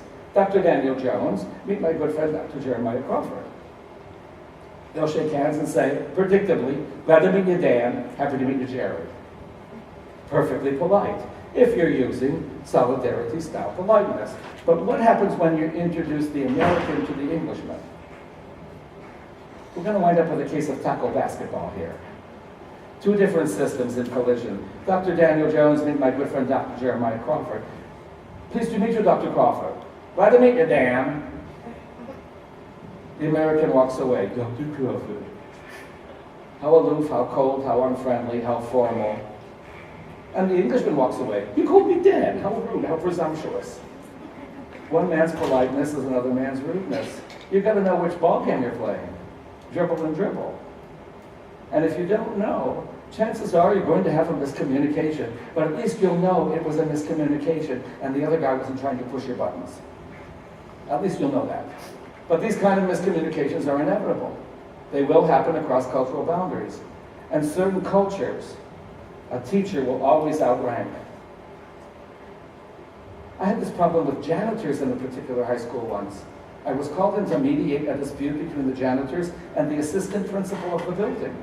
The assistant principal was insisting that they call him by his first name, Tom or Tim, I don't remember which. And the janitors were saying, we're not going to do it. We refuse. On one hand, it's because they were raised treating their superiors, their bosses, people in authority, with this kind of respect. And at gut level, they just could not bring themselves to be in solidarity with their boss. Besides, they considered it dishonest. We're not the same and we're not equal. He's the boss. So who were we kidding? So I finally convinced the boss to allow his employees to treat him with deference, because that was ultimately the only solution. But you see, you can have this problem with certain cultures as they meet a teacher. The teacher automatically outranks. And they're going to be in that relationship, like the policeman and the civilian, like the defendant and the judge. And they're going to be also, if they come from a culture like I already described, where the spoken word lasts forever, you're going to be really careful what you say. Imagine how this affects testimony in a courtroom, when the witness may not have English as a first language, but still believes that what you say lasts forever, has eternal value, and can never be revoked. And then has a story to tell. You see, it's another problem I forgot to mention, I didn't have time for. Traditional people who rely on the oral transmission of information are basically storytellers. You ask them a question, and they're going to start not with capital Roman numeral 1, the answer you were looking for. They're automatically going to start with lowercase a, b, and c, and build up to Arabic numeral number 1 and 2. They might eventually, if you give them time, arrive at capital A, B, and C. And by that time, you'll have figured out Roman numeral 1 on your own. That's going to take time. And if you think that they didn't understand the question and reiterate the question, they're going to start the story over again. So it's a rule of thumb I always have. If you're going to another community, a community like where I work, where you know the oral tradition dominates, you're going to get stories, and it's the only way they're going to be able to answer the question. But you can't start with the capital in the outline. You can't start with Roman numeral 1. It's going to end with Roman numeral 1. The whole outline is going to be presented in the opposite sequence, from the tertiary details to the binary details to the primary details, and by that time you should have figured out what the Roman numeral was. But it's the end of the story. Like all stories, the punchline comes at the end of the joke. You've got to give them time to tell the story. They are answering your question. It's just going to take longer. And we're on a clock. And we scheduled this interview for only so much time. And so playing our ball game conflicts with their ball game. These are things we have to gradually adjust to as institutions, not just as individuals. We've got to have more time to deal with people for whom the conversation is simply going to take more time. We're going to get stories, and it's the only way we're going to get into their worldview. It's the only way we're going to peek into their dream of life. It's the only way we're going to understand their story. So deference and solidarity come at the top of the iceberg. Followed by, finally, I'll just put politeness here. How you show that you're being polite. Finally, we come above the waterline just slightly, and I call this our rituals. By rituals, I don't mean anything religious, like, sacrificing goats. I mean what is in the script. It's what you're supposed to say. It's what you've been taught to say as the polite thing to say. Now, all cultures have not all cultures have polite questions, as opposed to honest questions. All cultures have honest questions. Not all of them have polite questions. For example, the polite thing to do, just meeting somebody, you want to talk to them, you need to say, in English, you have to say hello twice. One hello does not start a conversation. You're passing someone in the corridor or in the hall, it is someone you want to talk to. If you say good morning and they say good morning, you will pass each other. But if you say, good morning, how is it going? How's it going? Fine, thanks. After the second greeting, you might start a conversation. But with one greeting, you will never start a conversation. Saying goodbye is the same thing. We demand 2 goodbyes.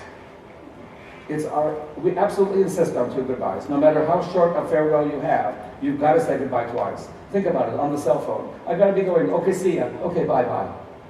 Everybody got the 2 goodbyes in. Try to do it with one. I've got to go. Click.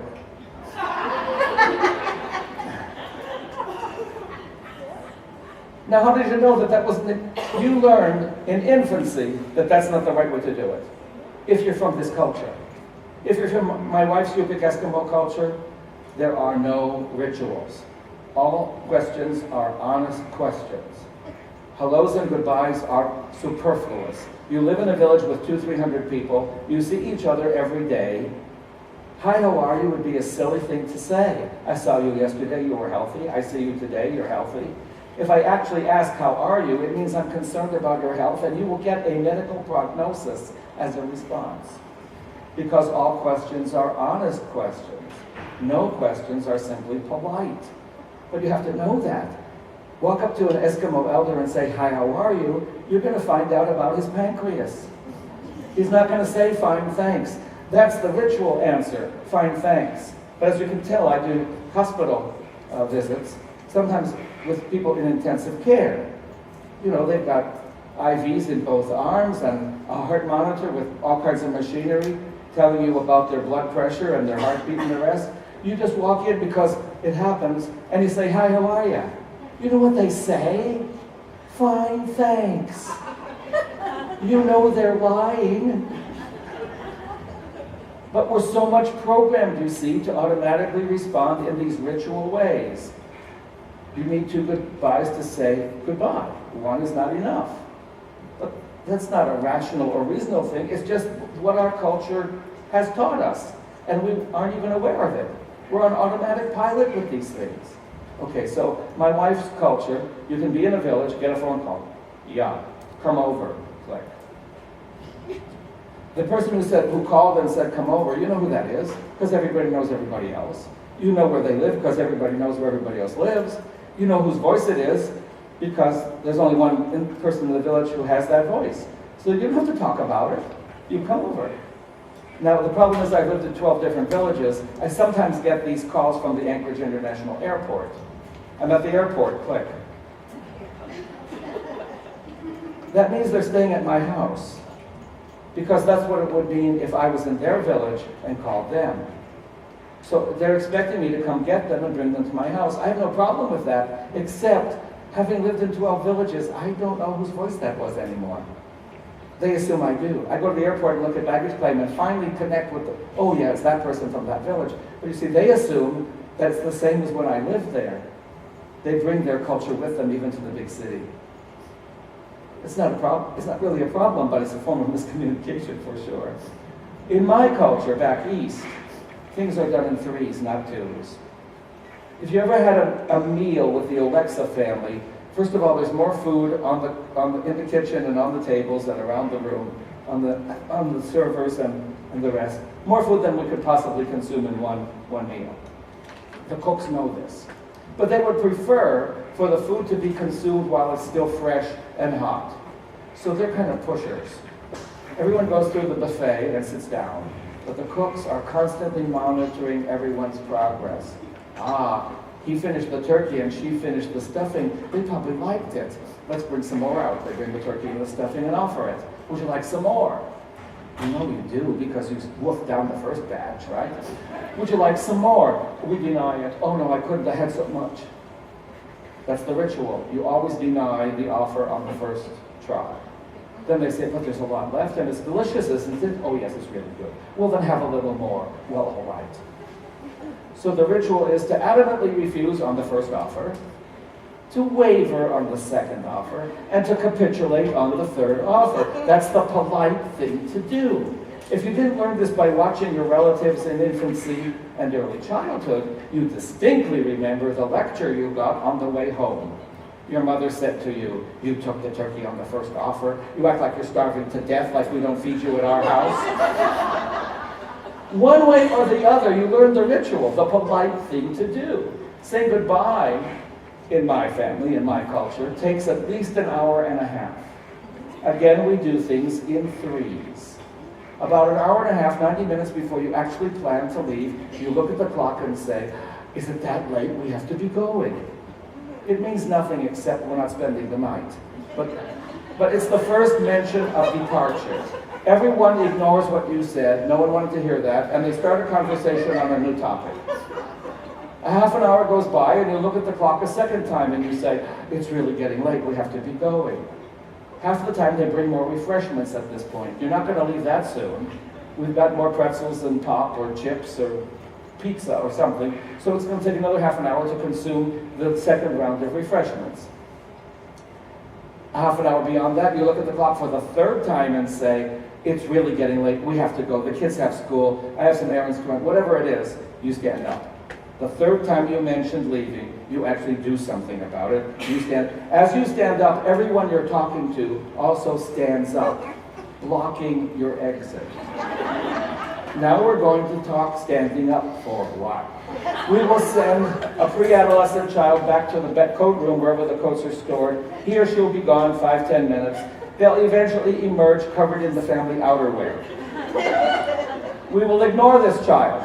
He or she should perspire first, and then taking mercy on them, we distribute the coats. Now the coated relatives need to maneuver around their coatless counterparts to get to the exit. They start sliding into their boots and shoes.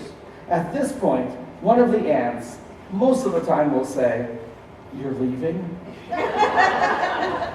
No, you can't. You've got to take some of the food home, and then hurry back to the kitchen to package provisions for the 17-minute ride home. Now with turkey wings and pumpkin pie and other things in boxes and bags, we're perspiring. We go out to the car. This part of the ritual is called warming up the car. But the car itself does not get warmed. The driver gets into the driver's seat and turns the ignition key on, so the engine gets warm. But the rest of the car, in fact, cools off because everyone else has rolled down the windows. Since the coatless, shoeless relatives have come out of the house and are standing on the curb, continuing their farewell conversation with the departees, only when the folks on the sidewalk begin vertically jumping to stave off the early effects of hypothermia, only when then we drive away. But from the beginning, we should be going soon to the actual departure is anywhere from 90 to 120 minutes, an hour and a half to 2 hours. It takes that long for us to say goodbye. That's our ritual. I assumed that everyone in the world did that. I should have known better. I've lived in Eskimo land for decades. So 47 years ago, I take my Yupik bride of 1 month to meet my family. About an hour and a half before I planned to leave, I looked at the clock and said, "Is it that late? We should be going soon." My wife got up, put on her coat, and walked out the door. Yeah, you think it's funny. My relatives are all staring at me. I'll be right back. I go out to the car, I say, "Honey, come on back in." She said, "Why? You said we were leaving." I'll explain later. Now when we go east, I remind her, "Remember, dear, when I say we're going to be leaving soon, it means in another hour or so." She looks at me blankly and says, "I know, dear, but I still think it's stupid." My ritual or yours? You don't know. I was told during the break, a young man here said he taught overseas in Pakistan, and he says it's the polite thing for every family to invite you to their home, and it's your duty to refuse the invitation because they don't mean it. It's just a polite expression. If they really mean it, they'll ask you again. Otherwise, when they ask you the first time, they were just following the ritual rule of being polite. Isn't it important to know that before you go? You see what I'm saying? These are things that vary cross-culturally. You have no idea what the rules of politeness may be. And you don't want to violate them, but unless someone clues you in, you don't know. So we're going to miscommunicate. So what are we going to do about this? In conclusion, it's quite obvious people are different on all of these levels. No two people are exactly the same in all these behaviors. Even from the same culture, we vary. And across cultural boundaries, we vary even more significantly. So according to all of these things, we are going to miscommunicate. Okay, blame the system is my first rule. Expect things to go wrong. It's not your fault. The system never works perfectly. Don't take it personal. It's not you. It's not them. It's the system we call communication. It never works 100%. Ever. So when things don't go smoothly, don't blame that person. There's nothing wrong with these people. There's nothing wrong with these kids. There's nothing wrong with this place. We just miscommunicated, and that's perfectly normal, and in fact, inevitable and inescapable. It's not a matter of blame. Secondly, when it happens frequently, we need to, if the same thing happens frequently, besides giving the other person the benefit of a doubt, they didn't mean it the way you took it, and we hope they'll do the same for you. Besides expecting things to go wrong so that when they do it's no surprise, when they go wrong the same way, often enough, it's time to call time out. If one student or faculty member at our college had said to one of the Africans, "You know, I feel intimidated when you stand that close," or "I think that you're angry when you talk that loud." In 3 months, if one person had said that, the real issue would have been on the table for discussion and resolution. Nobody said it. Everybody was afraid. But when you look at it, everybody had to know what the problem was. But no one knew what to do about it. We need to know when the time comes to call time out and say, "I think we have this problem, we're misunderstanding each other, and this is why."